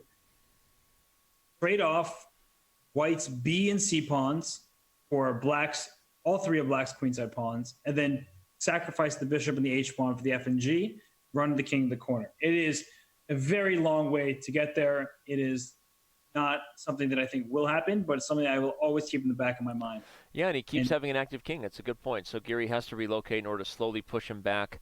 Wants to bring the king back to d3. You'd love to find a way to actually give up both these pawns for black's h pawn if it ends up leading to a run of the king. King e4, king d5, king c6, king b7. So that's why Duda's thinking here, because here comes ideas where white sacrifices both kingside pawns to open up the king run. Right. But again, and now g4 is tempo. Yep, he put the bishop in 6 because it's under attack there. He gained a tempo. Yep. That's why this is a huge moment, and that idea of sacrificing the kingside to use that extra pawn as a decoy is going to net Giri the W here, man. Here he goes. The king runs. And that was both a super smart idea, but also just very well timed to make sure that the bishop would be under attack once the king reached d5. Now he can even play bishop f2 first if he wants. Play the king to d5, take on c5, patiently wait for which pass pawn to explode on. Look at that. Bishop f2. Man, I'm guessing these technical moves, right? Look at me. Robert. You're on it right now. Thanks, buddy. Showing you the respect you deserve. Here he goes. Now he's going to rush the c pawn. Probably you can keep the bishop. You can actually keep the bishop on either diagonal. The fact that you highlighted that long-term idea that the square is the wrong code of the bishop was really important because it means you had to go for a more accurate way to approach, and he did. You couldn't just win the piece and then ultimately think you're going to win. So here he used, that's super good stuff there. This is stuff we learned from. Use the king side as a decoy to get the bigger thing at stake, which is ultimately the win. This king is just completely out of play, and the game is over here. So just really good stuff. Good stuff. Yeah, and Duda won the last time he was down 4 points in the match. He needs to win again. He just needs to keep this within, I want to say 2 games. Even 3 games seems a lot considering I do think Giri is strong enough in bullet to maintain that lead, but anything can happen in bullet, as has been seen year after year in the Speed Chess Championship. Well, and again, his comeback against Alexander Grischuk, for those of you who weren't here at the start of the show, we started off with a clip where Jan-Krzysztof overcame a 2-game deficit that they had in bullet and ultimately beat Grischuk in overtime last year. Or actually, no, right before overtime would commence. So yeah, I don't think it's over by a long shot, but you're right. I think the worst thing is you kind of feel like Duda's a little tired psychologically. He's been beating himself a couple times, which is not something that's ever a good sign for anybody. But okay. Oh, these kind of lines often involve black sacrificing a piece. So you could play like d4 here and say, here's my knight on f6. I'm going to take back, and I'm going to have 3 pawns for that piece. It's a very complicated position. It would need Boris Avruch's book to tell you what the deal is, but this is known sort of a sacrifice. What if you're someone who can't read good? Well, then there's the Derek Zoolander School France who can't read good, ready to attend. Just saying, you mentioned Boris Avruch's book. No, I'm kidding. But you're right, and this is a lot of theory. Giri, I guess, taking his time to try to remember what he likes to do here. Not a fan of this decision. This is good for white, right? I mean, you've got the dominant center, the double pawns, and knight on the edge. How does white take advantage of all this? Capitalize when you can. Probably just start with bishop e3 and play natural moves. I'd say go after the pawn on c5 because you can always take on e7. You don't have to do that right away, and I think it would be a rush decision to take on e7 right. Right. And Danya Naroditsky, Grandmaster GM Naroditsky. You, of course, can follow him on Twitch as he streams regularly. But showing up in the chat saying he agrees that Duda is the more experienced bullet player, so wouldn't be surprised if he saw a comeback. Okay, bishop e6 played. You said you didn't want to take earlier, Robert, because it would have been impatient to do so, but now is the time. He trades on e7. White has the bishop pair, and Going for the attack. going for the attack. Let's remind everybody while we have their attention of the other matches that are upcoming. Remember, we still have plenty of action here in the 2019 Speed Chess Championship.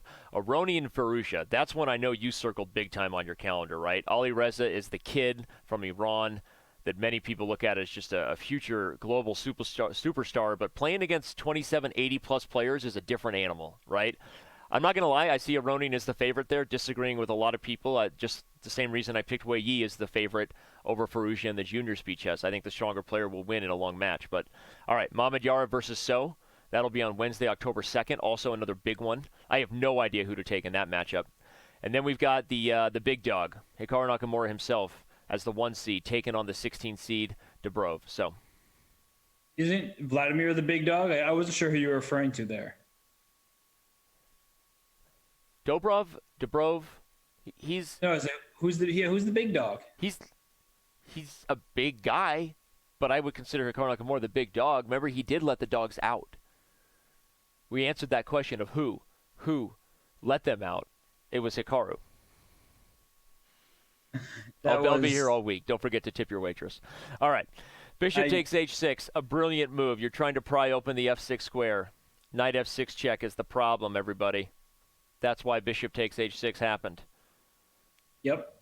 And now you can either leave that bishop on h6 because you still don't want to take it for the reasons of the f6 square. So, but bishop f4 seems simple enough. Just retreating. You stole a pawn. Now knight g5 threats are real. Oh, man. Rook How real are they? is placed because the bishop on g2 will hit that rook on d5. Not good news for Giri's defensive setup. Yeah. Did he just blunder h6 while we were answering the question of who let the dogs out right here? Rook d5? I think he just missed it. Yeah, just straight up. Well, the c5 pawn was also hanging, so he kind of... Oh, that's true. I guess he was already in a tough spot. It was a bit of a fork. Not the kind of fork you normally think of, but this is kind of a fork.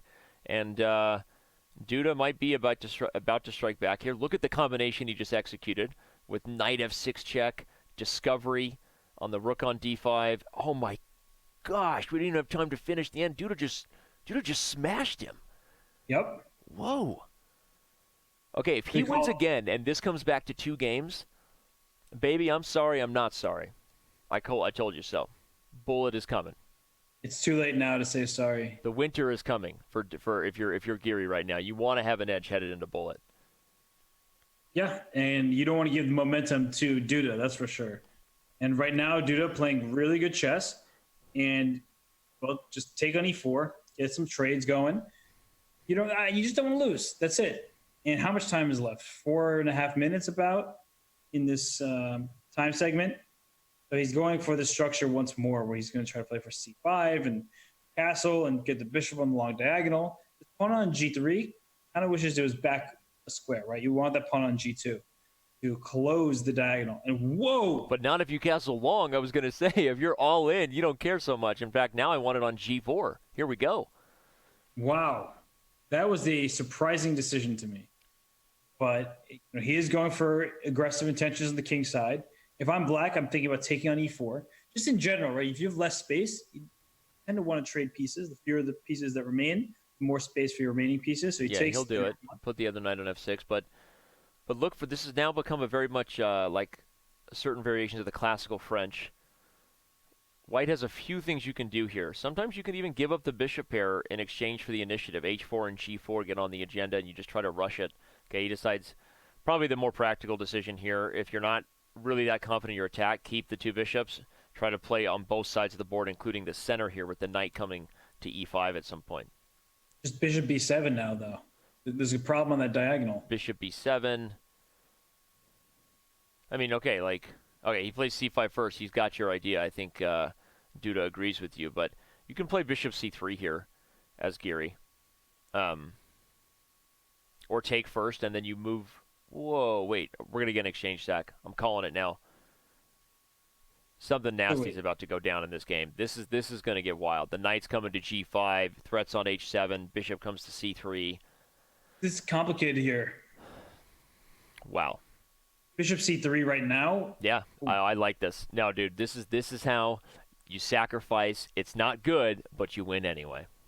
That's how I do it. It's the Danny Rensch. That's how I do it, man. Go into your bag of tools. You'll find a wrench. Sacrificed unsoundly. 94. I would never sacrifice a wrench. That's a tool you need forever. All right, 94. 94. He noticed that Duda was afraid of the sack. He didn't take h1 because it was about to get real over here. But that means Giri might have just gotten away with that pawn because if you take it, you're allowing a discovery. Bishop takes h6. Queen f6, and you're going to get mated. You dirty dog, hitting my bishop and a1. All right, so I have to settle on bishop c3. Yeah, he does it. Agreed, Town.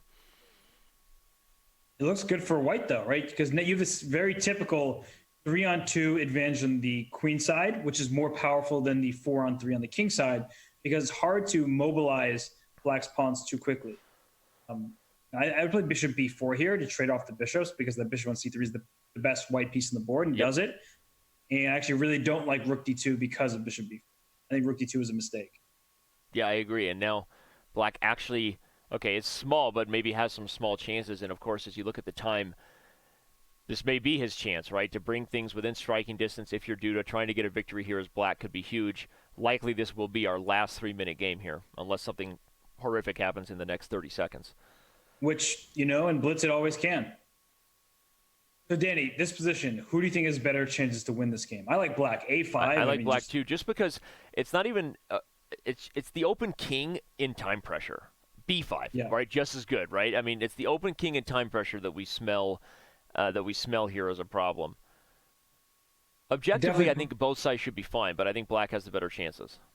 I think I definitely preferred A5 to B5. I mean, after A5, you're just going A5, A4. It's very straightforward. Here, this feels like you're allowing white to liquidate a bit, because if you take on C4 now, then there's just a bunch of trades. But A5, A4 felt super good breaking open the A file. Okay, yeah, maybe you're right. I still think that black would be the only one with chances, and maybe you can play A5 now still. Although you have to watch out for things like, okay, he goes for it, but there's backdoor ideas like queen b7. But I still think black maybe has your idea in mind. So, yeah, queen b7, definitely an interesting move. I feel like then I'll go rook b8 and just kind of continue my attack. Yeah, you're right, though. You called this, black having the good attacking chances and white sort of... Yeah, and it's also a practical thing as we look at time pressure now commencing. A4, I think, why then not? C takes b5. Oh, that's right, and I'm forced to trade queen. Sorry, I thought I had a tactic on c2 and taking with check, but no, I have to deal with the queen first. So he trades, he'll back up to b6 with a tempo on f2. Okay, or b7. Trying to avoid white can just offer trades. He was wanting to go to like f3 or g2. Yeah. Oh, this is looking great. He still does. He still wants f3. He still wants g2. A4 is a move to consider. If you can force the queen away and then come in, does it work? I don't know. We're going to find out. Black is in control because of the practical factor here, everyone. This could be a 2-game match heading into bullet. Yep. Queen, where does that queen belong? Queen e4 check. I love it. Queen d3. You don't want to trade queens. That's the one thing that black really doesn't want to do. Don't trade queens, you lose your winning chances. And he is now under 30 seconds. Okay, now you have queen e4. A3 does nothing. Okay, don't do it. Rook b8. Yep. That was a good move. Oh, wow. He's allowing... it's a double attack on the queen and the rook. But it's queen a8. You protect both. Queen a8. What a nice find, Robert. But that's a retreating move. I'm not sure Duda will find it under time pressure. You also have to deal with rook c7 after that. I forgot about rook c7. Yeah, it's not so simple. But yeah, I think he might just be settling now because rook c7 would have been a problem. What a great move by Giri. Queen f4. It's a hard move to play because now look how ugly the pawn structure is. And black is just a few moves away from king h7, king g6, king h5. Yep. Here it comes. Here comes the king. I have no idea who's better here. I think white is. You can't go king h5 because rook c5 check. Oh, that's... What a sick... Okay, you can't allow rook c5. That would have forced a winning king and pawn ending where Charlie is a girl on c8. Okay, so that was a good move, f5. Yeah, cutting off the rook. 2.7 seconds left. He goes for it. I like this. Nice move. Guard G7 to make sure there's no rook G6, and you're threatening actually King G4. Oh, He should have started with rook B7 when he went rook B8. That was a bad move. yeah, But rook B8 lost him a critical tempo. What a great point. We'll highlight that right before we go to break and show that instructive moment for all the viewers here. I think now we're going to see a draw. That might have been the game, actually. The fact that Duda didn't find rook B7, to be honest. Yeah, but I think It's going to be a he's draw found now. his way out of it. Oh, I think it was likely going to be a split point either way, but it did feel like that could have been a very critical tempo. All right, well, it's going to peter out to a draw, so let's bring up the analysis board, and I'll just back up here and show you. The key thing Robert highlighted was that back in this position when the rook retreated, right here, the rook didn't need to go to B8. Could have gone to B7 to hold the pawns. And if we get similar lines as to the game, the fact that you don't have to worry about things like this, if the rook were already on B7, you'd see black taking and maybe getting out, or even King G4 right away. All right, well, perhaps it wouldn't have been enough anyway. What we do know is that right now we head into the bullet portion. Giri holding strong there, Robert. Duda did not overcome a 3-game deficit against Alexander Grishik last year. He overcame a 2-game deficit. So now he's down a little bit more than he was in his previous comebacks, but he is the favorite in many people's eyes in bullet. So don't go anywhere. When we return, the fastest portion of this match in the 2019 Speed Chess Championship when we return.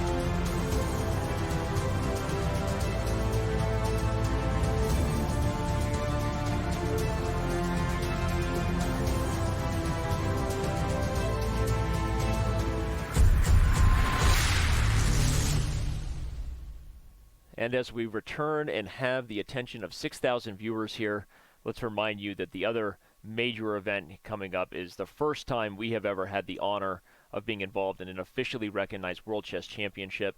That, of course, is the Fischer Random World Chess Championship. It's been going on for several months now, but we are finally down to the quarterfinals. The weekend, October 4th through 6th, should be circled big time on your calendar because we have 8 of the world's best human beings. These are the only players left standing of literally thousands of people who paid an entry to try to play in this event, including a lot of title players. And, of course, the top 3 of those 8 will move on to Oslo to join the world champion Magnus Carlsen for the title. So Robert and I will have the live call of that event right here from Studio C. We're flying Robert into the studio. He loves sitting next to me. Don't you, Robert? Don't you? Robert? Yes. You like sitting next to me? Yeah, something like that. But Chess Bay has a great comment saying all of them wearing the same shirt at the same time. Hey, there we go. Yeah, Studio C, we have another chair. And thank you, Aaron. Thank you. Thank you. See, Robert?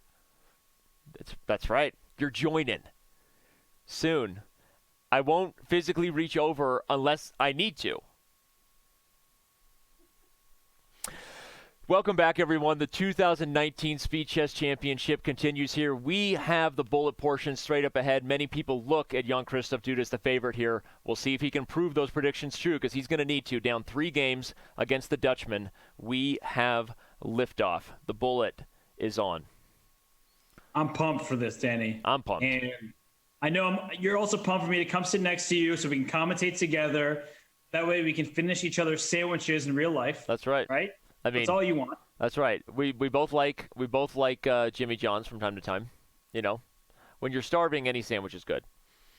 All right, we've got a Rogozin for the first time. So I always wonder in the bullet if there's something these players have saved and they're planning on busting out. Likely that's not the case, and it sort of sometimes happens instinctively, naturally, but sometimes it is when we talk to the players. Of course, if this is your first SCC, remember we will interview them, win or lose. Both players join us after every match and give us a breakdown. So, I think they like this position for bullet because there are very clear plans for both sides. There's a backwards c6 pawn for black, which needs defending, but you're a little bit more active on the king side. You have the 2 bishops, namely the bishop on d6 is a strong piece because white doesn't have a dark square bishop. And look at Giri. I was going to say, well, look at both these guys. These guys are playing like nervous Nellies in the bullet, neither side wanting to think. Oh, that was a bad decision by Giri to go bishop e6. Bishop e6 with a blunder. Yeah, e4 is very powerful. Here comes e5. That lady is running out of squares. Can you say g3? Because it's coming. Oh, and the bishop's pinned. Oh, it's at. This is the first of what I believe will be a few victories for Duda in bullet. I don't know that I'm calling the epic comeback, but I'm calling this is going to be the toughest portion for Anish, and he may end up needing that lead before this day is over. Also, the bishop is kind of trapped too. Like, look at what a move. Nice. What a move. Putting it on a protected square so that he can just go ahead and play queen a1. The technique. The technique. Duda does the, I planned it all along. I planned it all along look. Obviously, Giri said Jan-Krzysztof Duda has excellent tactical alertness and vision, and Duda himself said he looks forward to the bullet, feels like he's the favorite there. So, I don't know. This match has gone a little too close to storyline if you're Giri to feel comfortable. Right now he's down a piece, and I think he's about to lose this game. He's definitely going to lose this game. And he actually resigning, I think, is a bad decision. I think that was a bad decision too. He's forgetting the match strategy, but I'm trying to shake myself off here because I'm burning. I'm burning up. This is gonna be hot fire at the end of the show today. I can feel it. I mean, I'm into it right now because this decision though by Giri to play into this structure once more, saying allowing black to castle quickly, bishop b7, play for c5. Right. It feels accommodating, honestly. In the words of the man who Duda looks like, I'm never going to let you down. I'm never going to give you up. I'm going to make that bullet comeback happen. Pretty sure that's what the song said right before he rickrolled. I didn't think I could like that song any less, and you really Hey, you helped me. I'm never going to lose this match. Never going to play too fast. I don't know. There we go. Okay. The match continues. Okay, but White's position is amazing here. Yeah, Giri's about to bounce back here. These are two very happy pawns, 2-on-1 on the queen side. That makes Duda an unhappy boy. A6 was a bit strange. I guess you remove the opportunity for keeping the tension there, and now Duda puts a knight on it. Actually, he must like it. But knight's coming to c6. He's gonna park it there. Speaking of liking things, putting knights on him. I like c6. A7's a weakness. Yeah, this looks like Giri's returning the favor, and look at the time again. People talked about Duda being the faster, better bullet player. Giri, he came with a message today. Look at this. He just way told me up to on the clock. stop criticizing his opening because it worked out perfectly. King h8. Also, if you're Duda, you might just want to resign to save time. Yeah, that's for the true. match. You need the comeback. And, okay. You can play like Queen F5 and just continue to sit tight. G4, I guess that says you own the position. Black can't move. Yeah, I guess. Moves the knight to d7. He's just going to play tickle between d7. No, he's not. He's going to the king side, but feels very risky. He's going for counterplay. That's what bullet's all about. A7 being sacrificed for counterplay. He's laughing at the pawn, saying, I want the king. Yep. Giri's going to call his bluff. I don't know. Knight takes g4. Knight h5. If you take, you have rook g5 check, and you win the queen. Oh, my gosh. Wow. Giri didn't see that. This is why Duda is so tactically resourceful, as Giri said in the quote we showed a moment ago. Dude. Just knight takes c5, though. Winning. Or queen takes? What? Oh, you can't stop the pawn. Wow. What a nice way to finish the game, though. Yep. And Duda somehow still has chances after all He does, that. even after that very sick combination there, queen takes c5. Who would you actually take in a practical game? The queen and the knight versus the open king? I might. So, but there's that pass B pawn that Yeah, means but that you can knight never trade f4, queen. the queen's coming in. I'm feeling nervous for Giri. Yep. The bullet portion, this is where it gets tricky. Look at Duda. Knight h4 is coming. Okay, h5 as well. You can't push Duda the wins this. Dude, Duda is just Duda, not gonna Duda zippity Duda game here. Yeah. Oh, watch out for 92 check ideas. 92 check doesn't quite work right away. In fact, suddenly he let whoa. Let the pawn queen. Can we talk about how Giri had 23 seconds left at the end of that game? Super impressive clock management. I think Giri's got the assertion in his brain. He can't let himself be the one playing slower in the bullet because he already knows he's up against it, against the Polish fighter who is the higher rated bullet player on our server. You can just see it right there.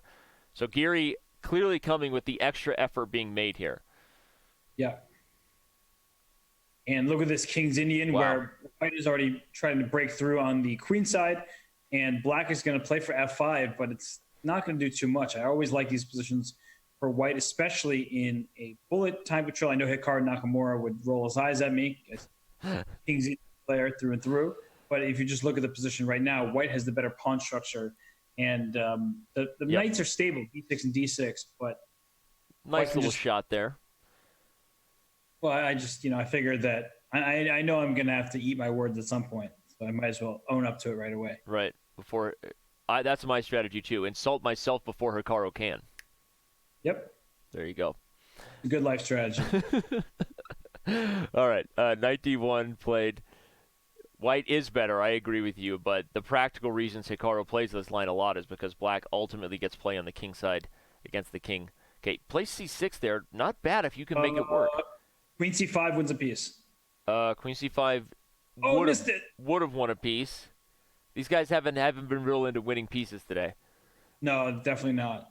Okay, but the d5 square's calling my name. Wait, he just blundered a piece anyway. Bishop takes d6. He's just blocked his own queen's protection. What is Duda thinking about? Dude, He's just making sure? No, he's not. He's missing it again, dude. How many free pieces has he missed in this match? How? Oh my gosh. Can we get a clip compilation of how many times Duda missed the win of a knight? Queen takes c6 in the first time control. Bishop takes d6 here. I'm still in disbelief. Oh my God. Oh my gosh. And the game is still super complicated right now with tactics in the d5 square. Wait. Okay. There's got to be a good move here. Knight takes c4. Looks like bishop e7's coming. Uh-oh. Watch out. Bishop e7. Oh, he finds it. Okay, Duda may win this game anyway, so it may not be the catastrophe that the previous one was, where if you missed the 5-minute portion, everyone, shame on you. We had an exciting back-and-forth affair, but in one of the critical moments of the match, Duda missed the free win of a piece that Giri saw. We saw his reaction on camera, but then Duda didn't find it. So kind of a very similar moment there. Guess who's up on time this game, though? Oh, his position looks so good with that bishop on f6. Yep. It's one of those positions where you want your bishop and knight to share the f6 Queen e5, square. yeah. That's the only problem with White's position is that it's too good. Both Bishop pieces. e7 check? Oh, no, bishop e7 check, king g8. But that's a nice If checkmate. bishop e7, queen takes would have been mate on h8, everyone. That was Robert's tactic. But he just takes instead. Bishop e7 now! Bishop e7 is mate! That's sick! If you take with but- either piece, it's mate on h8. I love it. Although it doesn't even win by force because Oh my gosh, oh, he he does. was He took bishop f8 is over. Yep, bishop f8. Okay. Wow. Duda is going to get this game. I'm going to call it, I think.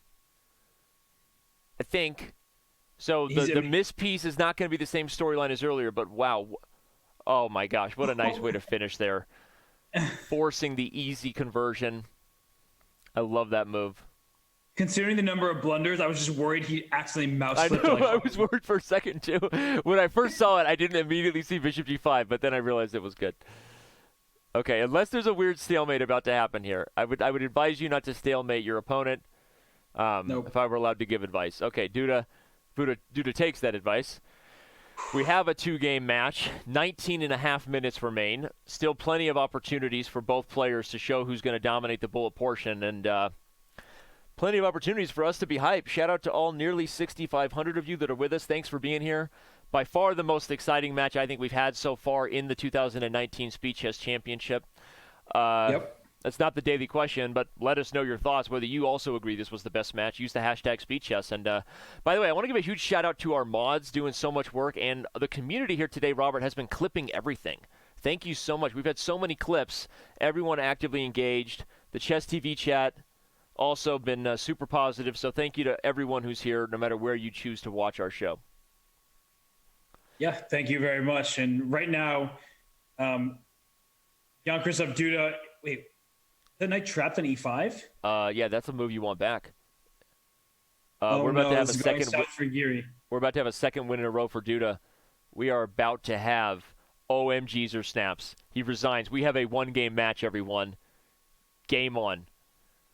Resigning in a position with the same amount of material is generally not a good sign. It means something went really, really wrong. And right there, he just got his piece trapped. We have a Berlin in a bullet game. You know what they say, never go Berlin in the bullet. I've definitely never heard that before. There you but, go. You know, you make up a lot of great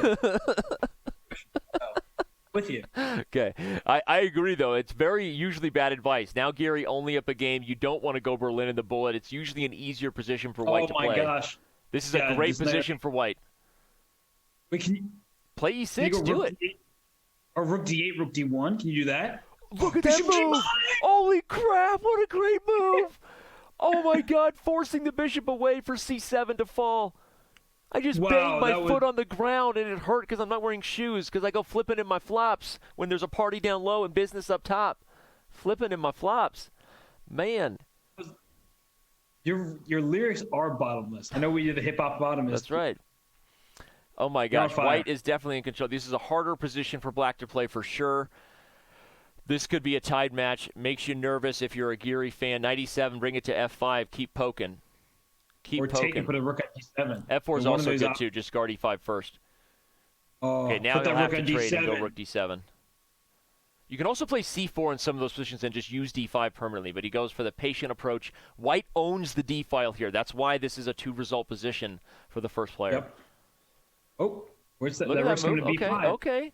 Okay, Giri, I see you. I see you, baby. Yeah. Here he goes. So is he going to go rook d4 and just say, I'm going to take c4 and hopefully a4 next, or is he going to keep the... You can be patient too, right? Because I was going to say, you still own the d file with one rook. But Giri, He stops the slow plan of guarding b2. Rook d5. Good move. Very good move. This might be how you overpress. The e-pawn's falling. How's the king pawn? Okay, so just wait. What? Wait. The king of... Oh, he goes for it. Is it a lost king of pawn ending? I don't know. I think white is better. White's better because you're going to get the passed h-pawn. But you can lose the tempo, right? You can... Oh, wait. No, it doesn't matter. You end up sacrificing h for f, and the king will be closer to the queen side. But there's an extra pawn over there, so the white king will have to do more work, but you might be right. I mean, it's really finger counting, right? Yeah, we're finger counting. There's also... He was considering king e6 there, but he goes for g4. The whole point, everyone, is whichever pawn is furthest away from the other action. That's what he tried to... He tried to trick him into playing g5 because then he would have had the h-pawn. But still, white didn't fall for it. White's winning. We are going to have a tied match. Giri allows the trade into a lost king of pawn ending. Buckle up, everyone. Don't drink too much coffee before a chess show, because what happens is my heart rate is beating at about 160 beats a minute right now, and it's not healthy. But I'm not going to stop drinking coffee. This is a pretty well-played game, though. I mean, we've seen a lot of blunders, a lot of missed free pieces. And look at this. Take a pawn and king b4. And then king b4, and it's over. Giri loses. This is a match. We have a tied affair here with 15 minutes remaining. You thought we were hyping. We were being real. Duda is favored in bullet in a lot of people's eyes. Giri has got to stop the bleeding now and show that he's not going to get steamrolled here in the fastest segment, Robert. What do? You're Giri's coach. Like, what does he got to do here? To go with the obvious, play better. No, but on a serious note, he knows himself that he's not the best bullet player in the world, and he just needs to just like somehow find his groove. Yeah. And what he's doing right now is he's playing super fast, which has been working for him in some games, but in plenty of games is actually backfired. So he's up over a minute on the clock. He's doing well considering it's the opening stage of the game, but he's allowing Duda in critical moments to break through and like break free. And that's a big problem for him. He needs to just control. I like the way he's controlling this position. It's a very slow paced game, which I think suits his style better than does Duda's. Because Duda will make moves like b5, now c5, just keep the position close. Yeah. Play the long game here. Look at that bishop on b7. It's a pawn. So just play a3, I think. Just keep playing slowly. All right, taking, I wouldn't have done, but he's going to go f. Oh, I don't want to go f4. What do you think, Danny? f4 often becomes a move you want back. I agree with this approach. This is probably better because c5 was going to fall anyway. Oh, yeah, there's going to go d4 for black. Usually, you just give up the pawn and play against these weak pawns. Okay, the problem is now you're parting with the bishop here, and I think Giri's better here. I think this is an opportunity for him to slow things down. There's a threat of bishop b4. The knight is pinned on c5 to the queen. He goes for it now. You can put the queen on d2 to gang up and then try for f4, f5. I like that. At some point, Black's going to play d4 and just offer an exchange of bishops and then play knight g5. But f4, f5. I still think Giri, this is one of those like Scotch games for White where the 4-on-3 majority is very dangerous in the middle game. White's going to get an attack here with f5. So what if Black plays f5 right now? Well, then I don't know what to do, Robert. You called it. Nice move. You can tell me how you wanted to play f5, so I had to do it first. Hey, well, you know what? That's why we're here. We complete each other's. f5, which is... Oh, f5, which is... Well, nice. Okay, g4. Whoa, he's giving up f4 with tempo? Wait, what? Wait, why he didn't... Knight takes f4? That looked like a free pawn. Or at least a worthy pawn to capture. Good talk. But this still looks good for Black. I mean... Yeah, I agree, though. He didn't take f4, but Giri is in big trouble now that the attack has been stopped. Jan-Krzysztof flexing in the bullet portion right now. We have 12 minutes left. Oh, gosh. Wow, this is not going well. Rook takes d4. You're laughing at queen g4? What's wrong with you? How do you defend this? What's funny is there's no mate. How do you mate if you're Duda? The queen comes back to d5, and you're holding all the critical squares. There's no... Unreal. Yeah, actually, Giri's somehow holding it. There was never a checkmate. Uh-oh, here comes the knight, though. Uh-oh, that's another piece that you're not happy to see. Queen h3. Queen h3 Game hits over. the rook and h2, and it's over. Oh, gosh. Uh-oh, SpaghettiOs. Checkmate. With the rook! Yeah, Hit him with Giri the shakes rook! his head. He didn't even see the mate coming on h2. That is not a good Stein.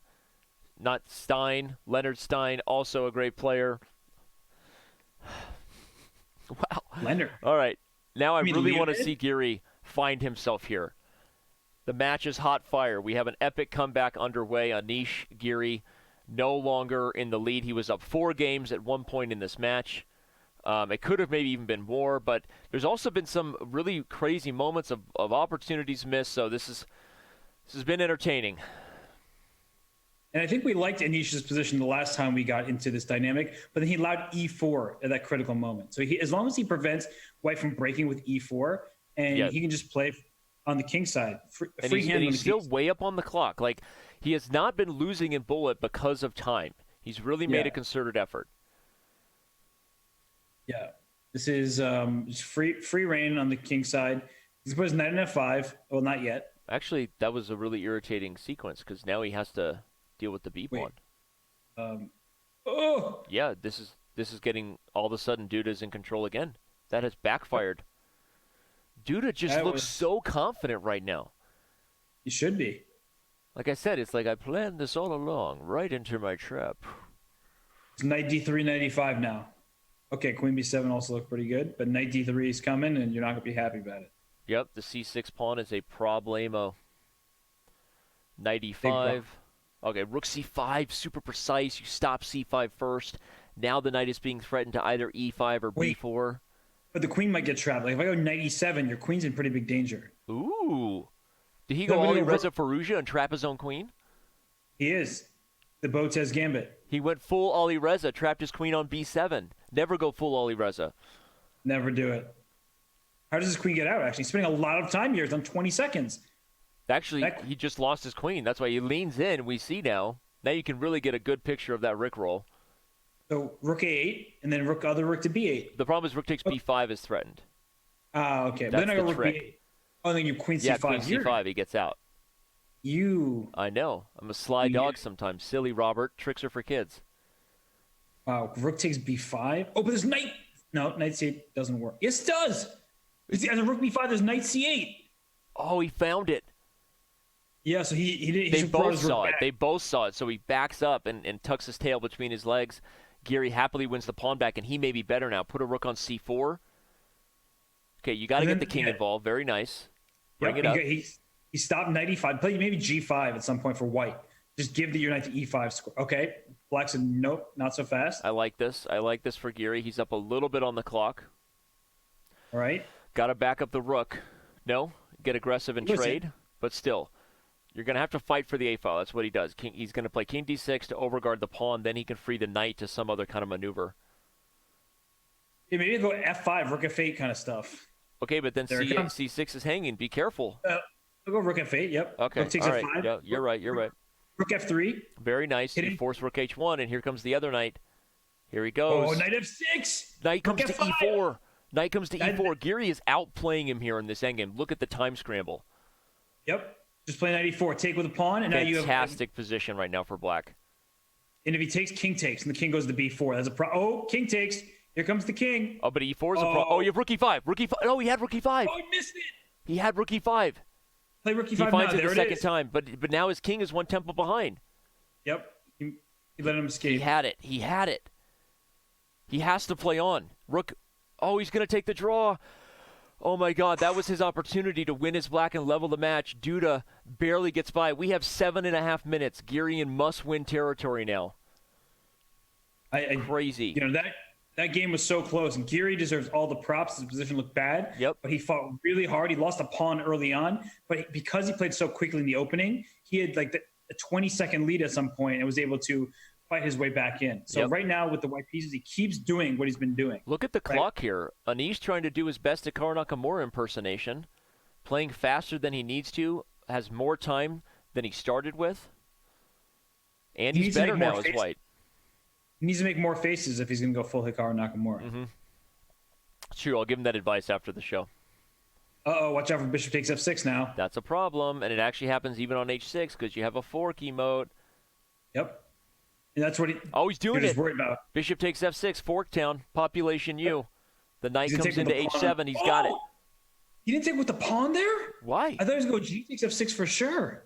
Oh, no, there's nothing. There's queen f3. Knight- There's queen f3. Queen F- But Okay, but take on E6, right? take on e6. White's winning a pawn.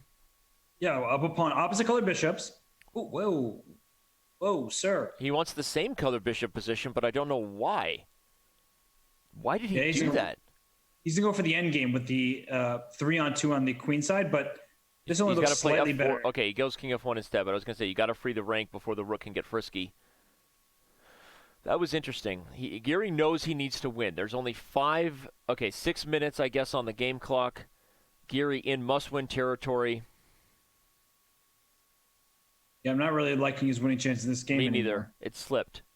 He might lose this game, actually. Okay. Look at the time, by the way. These two guys are playing fast. Very equally matched. I agree, and I definitely prefer Black's position now because I don't know. Okay, not after G4. G4 is a move that closes the board down and says you're not, nothing's happening. Nothing's happening here. Maybe that's match strategy. Uh-oh. Maybe that's match strategy. Duda knows the situation. Oh, wait, but now you could lose the endgame if you're Black. If everything gets traded. White might lose this endgame. That's what I'm thinking. I'm really liking Black's position, just so much more active. I didn't realize how fast the move E5 comes in. This is actually a pass pawn, and I'm sure he knows how to use it. I'm a bit surprised he took with the pawn and not the king on E5. Yeah, but perhaps because then you had F5 and F4 coming. I agree, and the G pawn would have been really good. Yep. Okay, you're right. Okay, White has bishop F5 now. Also, Giri really needs to hold this game because losing this one mathematically puts him in Duda territory, right? You got to win the final two games as Duda did versus Grishik last year. Yep. So Giri cannot lose this game. Whether he wins it or not, he cannot lose this game. Time. Watch out for Duda. He's spending a lot of time there. Play bishop D3 and go for B4. Maybe you just sit tight and settle and take your chances in the next one. I don't know. He wants a B4. Okay, E4 is super committal, though. That's a super committal move. The rook can't move from D4. That's good news. Yep. But at some point, Black might play A4 and just like you can shatter play the bishop B1. They're going to settle. Wow, that was 4 minutes left. We are officially in. I don't know. We're in almost the last game territory right now. We've got a crazy match here, a 1-game lead for Jan-Krzysztof Duda. It all comes down to these final few minutes. Yeah, I think 2 games probably left, and I see that Jim Nerdisi, Danya was saying A4 at some point. Yeah, I think that Duda had all the winning chances. Yeah. But he's keeping his lead. He's maintaining his lead, and he's probably happy with that. Yep. And now Anish on the Black side of this position is hanging pawns, which is very good when you need to win games because you don't want symmetry. You don't want just an equality. Here you just want to play for a different structure where both sides have different plans, and you can try to outplay your opponent, especially when you're moving so quickly that you have more time than you started with, as Giri does. Huge shout out to the community with us. Thanks for being here. Subs to show our support. We appreciate all 7,000 of you. This has been quite the match. The 2019 Speed Chess Championship just rolls on here. The most exciting event in online chess. Maybe the most exciting event in chess. Am I allowed to say that yet, Robert? You're allowed to say that. It's up there. I have a great team. I love doing the commentary for this. All right. White just needs a draw almost. That's the issue if you're Giri. Giri has got to get the kind of activity you need in isolated queen pawn position. You have more active minor pieces here as Black, but all Duda needs to do is get a ton of time off the clock and not lose. He's up a game. Right. It's getting close that time, looking at how much time is left in the match, how much time they have in this game. But I like what Giri's doing once again. He's getting active on the king side. And at some point, he's either going to sack on G3 and try to mate him, or he's just going to play G5 and break through. So knight takes C3 first. Yeah, you got to trade and then put the other knight on E4 for sure. Bishop C8 comes to mind. Yep, there it is. Coming to G4. G4. This is getting dangerous. This is getting dangerous. This is the kind of game Giri needs. This is Bishop tough. G4. Both players have gone full thinking man. Head in hand statue. He went Bishop G4. There it is. You have to keep the rook on the second rank. F2's falling. He's sacking on G3 next move. Knight takes G3 after rook EC2. Knight takes G3. Oh, there it is. Does it? Here's The dude is nervous.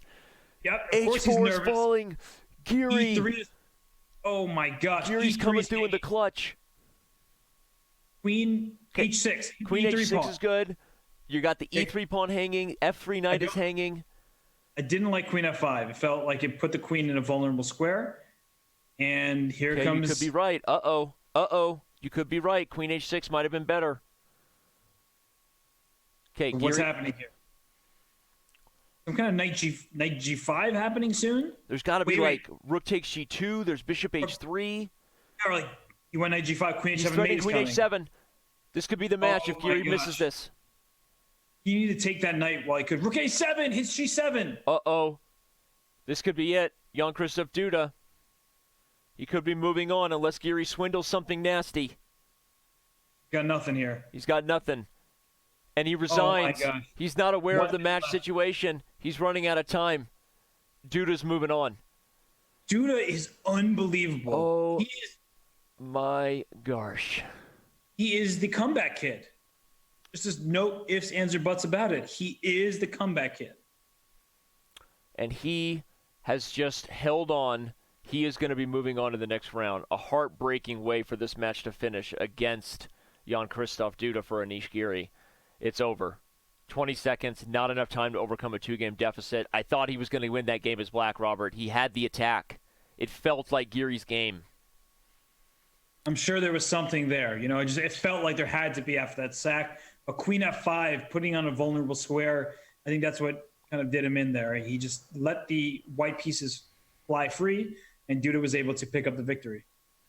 This game will count toward the total score. Remember, in the Speed Chess Championship format, every game has a little bit of something on the line. Cash is split based on win percentage. Obviously, the winner gets some guaranteed cash, and then the rest of it is divvied up based on the total and final score. So this does count toward the match in terms of our format here, although unfortunately we can officially say Jan-Krzysztof Duda is moving on. Unfortunately, I guess if you're in Anish Giri's camp. Wow, what an exciting match. Couldn't have asked for more. The players have been officially informed, I think. I think they're aware the time is out. Super disappointing end to a day that has been one that was better for Giri overall in the Blitz there, but you knew as Duda kept it close, Robert. He kept it within striking distance, that it was part of his plan. Similar to Hikaru Nakamura talking about his match versus Wesley So, right, last year, where if you remember, Hikaru was down 2 games against Wesley So as well, right, in the Blitz portion, but ultimately came back in bullets. So that's kind of how we like the format, right? The competitive balance with bullet only being a half an hour, it kind of makes it about equal to the Blitz portions in terms of the overall effect on the match score, and that leads to a lot of these really close affairs, even if one side is better in the 1-1 segment. Yeah, and in hindsight, the way this match started with Duda outplaying Giri in the first game and letting him escape with a draw, it did feel like Duda was actually playing quite excellent chess, despite being down at one point up to 4 games. Yep. And that was a big problem for Duda. He just couldn't convert good positions. He was getting in time trouble in the slower time controls. But once it got to bullet, he was a speed demon. He earned this victory. You know, we got a feel for Anish Giri, who against anybody else probably would have had this match wrapped up, but against a determined Duda wasn't meant to be. Yeah. Well, and Anish is a little bit better here. Maybe goes on to win this final Obstacle Bishop endgame, which would be a nice consolation prize. That's like another $50 in his pocket, I think, cash money, but okay. He will not be moving on to the second round. Sad for the Dutchman, even though it was a very, very close and exciting match. I can't wait to get these guys' thoughts on how it went down. So don't go anywhere. Right after this game, we will have a very, very quick break, and then we will be joined by the players for post-match interviews, and then we'll wish you the best weekend you can, right, Robert? It's Friday. Got to play some speed chess on Friday. Please don't do that. You know, Rebecca Black is just painful for everybody. Playing bullet. Yeah, playing bullet. Yeah. It's Friday. The SCC on Friday. Young. What? Your kids are too young to know that, but Yeah. I hope they start singing that to annoy you. They won't. R.B. Rebecca Black. Mm-hmm. That's the rap part. What does it do to do? He does it. Duda does it. Duda gone and done it. Duda gone and done it again. The comeback kid continuing to show why he is one of the best in the world. And unfortunately for him, he falls in the last game. But fortunately, he moves on. The players will be officially informed now, as this game will be aborted, that the match is over. Time has run out. Jan-Krzysztof Duda wins. Anish now knows it. When we return, we will have interviews with our players. The final score, 14.5 to 13.5 in favor of Jan-Krzysztof Duda. We'll be right back.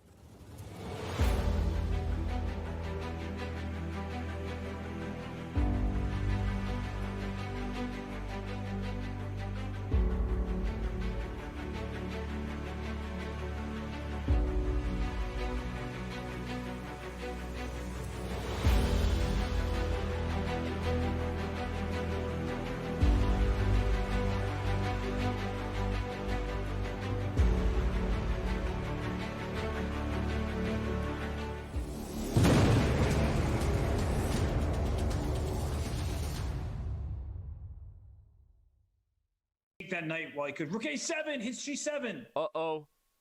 This could be it. Jan-Krzysztof Duda.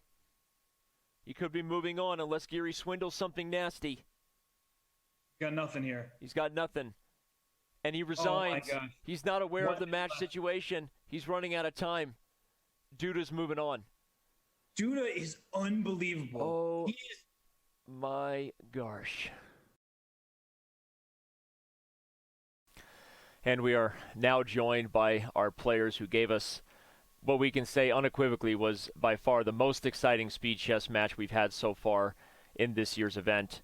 Anish, we'll start with you. I know obviously it didn't end the way you wanted it to. You hoped it would.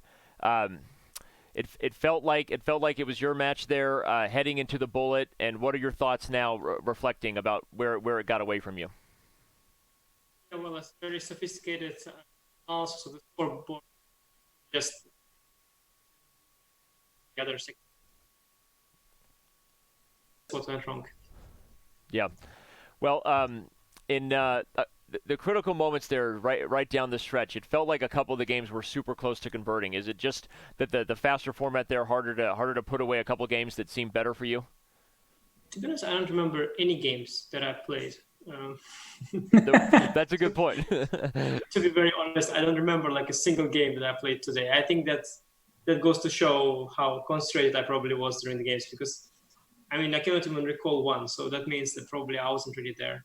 Well, I don't know. You do remember one game, the game where you played knight c6 and Jan-Krzysztof missed queen takes c6 earlier in the 5-minute portion. But that was 5 minutes. He missed a couple of pieces. He missed queen c6. He missed also bishop takes d6 and the other one. So, but it seems that you can give me a couple of pieces odds. I will still not finish. I'll still not win. Jan-Krzysztof, were you aware afterwards at any point? You never showed any sort of facial expressions on camera. We could tell that Anish knew he had blundered the knight by how he reacted. Did you know that you missed an opportunity to win a couple free pieces? Okay, I don't remember the moment, to be honest. It was this King's Indian, I believe, yeah? Yeah, because I thought like, I think 15 seconds and play rook a1, yeah? It was that moment. Yeah. Yeah, later on I realized the bishop on d6 was hanging, but was just concentrated on the first round. Earlier in the 5-minute portion, there was the Italian game where Anish played knight to c6, and there was an opportunity for queen takes c6 and knight e7 fork, and had the crowd going crazy. So. Okay. I was missing times like I was missing things like all the time, and actually very lucky that I managed to play reasonably well in bullet, because especially in 3+1 segment I was playing just close to beginner, I think. I mean, it was a disaster, and it was a huge effort to me, I think, to change my my mentality, because I thought I was going to lose the match, and it was very tough. But of course, obviously, I was hoping for the bullet and that I would have played good, and it was the case. But I was actually very lucky, I think, because Anish also played reasonably well, and it was just luck, I think. Well, Jan-Krzysztof, I have a question for you about an opening choice, because you played this Vienna variation a couple times, and that was played by Magnus Carlsen against Fabiano Caruana in the Sinquefield Cup. I personally didn't like the opening choice for Blitz, and what were your thoughts about choosing that multiple times? I was interested in what Anish would play against the Vienna, and I didn't check this very much. Actually, my preparation was I have prepared only today, and I couldn't have repeated every line, and I also had many interesting ideas just for this, especially for this match, and it was like. At that moment, I think that openings didn't matter that much, because, as I said, I was missing things, and later on I switched to some Queen's Indian or something, or to this Meron setup, just to. Anish, I know the bullet didn't go your way, and as you said, the simple analysis is obviously you played worse than the bullet, but it didn't. At the start of the segment, you were way up on the clock. It felt like you were making a concerted effort that you would be the faster player in that segment. Was that part of your preparation or your thought about coming into the match, that you were really going to try to play fast in the final portion? No, I mean, I was trying to play fast the whole match. I think probably because I am trying to think now what went wrong, because the match was sort of mine for the taking. And I realized, looking back, that probably Jan-Krzysztof tricked me by playing very bad in the first two segments. And then his level of play in the bullet increased dramatically, because looking back at indeed the first part of the match, I think he was giving me so many chances. And I think in some way he spoiled me a little bit. That I lost the sense of danger to some extent, because in bullet, I was punished much more rough for my mistakes. Jan-Krzysztof, you said in your pre-match interview that you felt like the bullet was your best portion. Was that part of the strategy all along? There were a couple games in Blitz that it seemed like you made the game go on longer than you needed to. There was the opposite code bishop draw, where it felt like you were kind of milking the clock to get time. Was that part of your strategy to waste time in the Blitz a little bit to get to bullet faster? Okay, I didn't have any special strategy. I mean, in these terms, I just played like. It was like the. Yeah, I'm lacking words. Just a moment.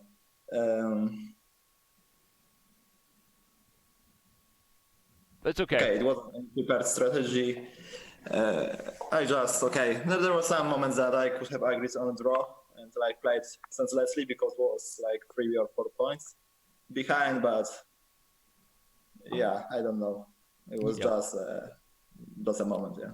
Jan-Krzysztof, I have a question for you. When you went down, I think 3 games in the match, you took off your headphones. So were you listening to music before that and then decided that it wasn't helping you concentrate? Yes, it was the reason, yeah. You possibly didn't realize, but I also have changed my shirt, yeah? I didn't notice that. Anish, you've played... Anish, you played some great speed chess matches. You've had a couple times you've lost, but I think both times you lost, you were wearing that chess bra hoodie. Do you want to change the game now and take the chess bra hoodie off for future matches? Yeah, I don't really know why I'm wearing this chess bra hoodie. I think it's the I actually like the darkness of it. Yeah. I think it makes me look very, very scary. Yeah. And I wear it also at home sometimes. It goes well with my hair color and stuff. No particular thought, but yeah, maybe if I keep losing in chess bra hoodie, then I'll eventually undress. Yes. Yep. Well, jokes aside, obviously we know it didn't go your way today. You had a ton of fans in the chat. People love you here on Twitch and Chess.com, and it was a very, very close match. If there were 10 more minutes on the clock, who knows what would have happened. But Jan-Krzysztof, congratulations again. You move on into the second round, and you'll be facing the winner between Nakamura and Dobrov. Your thoughts on potentially facing Hikaru Nakamura in the second round, Jan-Krzysztof? Okay, obviously Hikaru is very strong. I've played many times against him online when I was losing like close to 0. I mean like 15-0 or something, especially 1+0 bullet. But this year I have played in St. Louis a match against Hikaru, and well, I'm getting used to him. But of course, he's much better than me, I think, in online chess. So you're not going to guarantee match victory yet? You're not going to guarantee that you're going to win? Yeah. Okay, got it. All right, guys. Well, we don't have any more questions. Thank you so much for being with us and putting on quite a show for the fans today. This was awesome, a lot of fun. Wish you both best of luck at the World Cup, where you're headed. So, Anish, I told you no matter what happens in this match, I still love you. Remember when I said that? Yeah. Is that still the case? It's still the case. Okay, great. But first and foremost, you have to love yourself, Anish. That's the first. Yeah, well, that's always there. I'm just now going to come out of this room, meet my wife, and let's see what she's got to say. All right. Well, thank you both again, Jan-Krzysztof. Best of luck in the second round, and we'll let you both get some rest there. We know it's late in Europe, and next time we'll see you next time. Yes. Thank you. Bye. Thanks. All right, Robert. Well, as our players depart and we thank them, you and I bring up the bracket here and show the fans one more time the final score. Jan-Krzysztof Duda barely gets by Anish Giri, 14.5, 3.5. Yeah, that was a really close match. And, I'm actually really excited about something, Danny. Last year, when Jan-Krzysztof Duda went on his magical run, he was stopped by Wesley So. And Wesley is an absolute monster, as you see on the other side of the bracket. But I'm really excited to finally see Jan-Krzysztof play Hikaru. And yes, Hikaru is the heavy favorite. Jan-Krzysztof himself acknowledged that. But as he's gotten more experience playing some of these top players, playing Hikaru, I think that it's just a matter of time before Jan-Krzysztof puts it all together and can really take out such a heavyweight like Hikaru. Well, he played well in bullet here against Anish Giri. He would certainly have to play well in bullet against a guy like Hikaru Nakamura. But it'll be an exciting rest of the year, of course, for the Speed Chess Championship for sure. That match won't probably go down until sometime in October, so everyone can be anticipating that. We reminded you earlier in the show of our next few speed chess matches, but there we go. That's That's pretty much it. I mean, I'm trying to remember. The next one up was Aronian Firouzja. That's right. So if you look at the top of the bracket there, that's our next one on the table. Artemiev and Grishuk, that's one that I think has a lot of people curious if we're going to see an upset there. It's hardly an upset, I guess, if Artemiev is considered the 6th seed, but I think a lot of people look at Grishuk as the more experienced, the favorite. But that Russian on Russian action is going to turn keep a lot of people up late at night watching that show. Yeah, it's very interesting. That side of the bracket, I mean, okay, of course, we just had Duda versus Giri, which was extremely close. Can't get closer than a one-game match. But the other side of the bracket with those matchups, Artemiev, Grishuk, Mamedyarov, Wesley So, yep. And, even Aronian Firouzja, these are like pretty toss-up matches where, if I were a betting man, I don't know what I would do because it's very difficult to separate these players. They're all good at different aspects of the game and different time controls. And we don't really know with respect to Artemiev. That's the player that I have a big question mark next to because we've seen his meteoric rise in classical chess, and he is a very talented speed chess player. Plays a lot on Chess.com. Plays a lot of the Title Tuesdays. He plays Blitz a lot. So he does, but he just doesn't have the same, experience as Grishuk just because he's much younger. So I am curious to see if Artemiev can do a Duda and defeat some of these very established players. If you're going to do a Duda, make sure it's on the chessboard and that you win those games. Robert, thank you so much for being here. Always a pleasure flying alongside you here, man. This was exciting. I agree with you that I think the landslide victories are behind us in the 2019 Speed Chess Championship. I think we have a lot of, I don't know what to say, total coin tosses, but a lot of close matches up ahead. So with that, I'm going to say goodbye to you, my friend, and say goodbye to the chat here as we wrap up the show. See you. And with that, as we said, everybody, this next match here of the Speed Chess Championship comes to an end. Thank you for being with us. On behalf of everybody here at Chess.com, thank you for your support, your subscriptions, your premium memberships, your viewership. Being here helps make all this possible. We love you so much. All of our mods, my producer, Mr. R in Hawaii behind the glass, and everybody else who makes this possible. We will see you next time for the Speed Chess Championship as we continue here.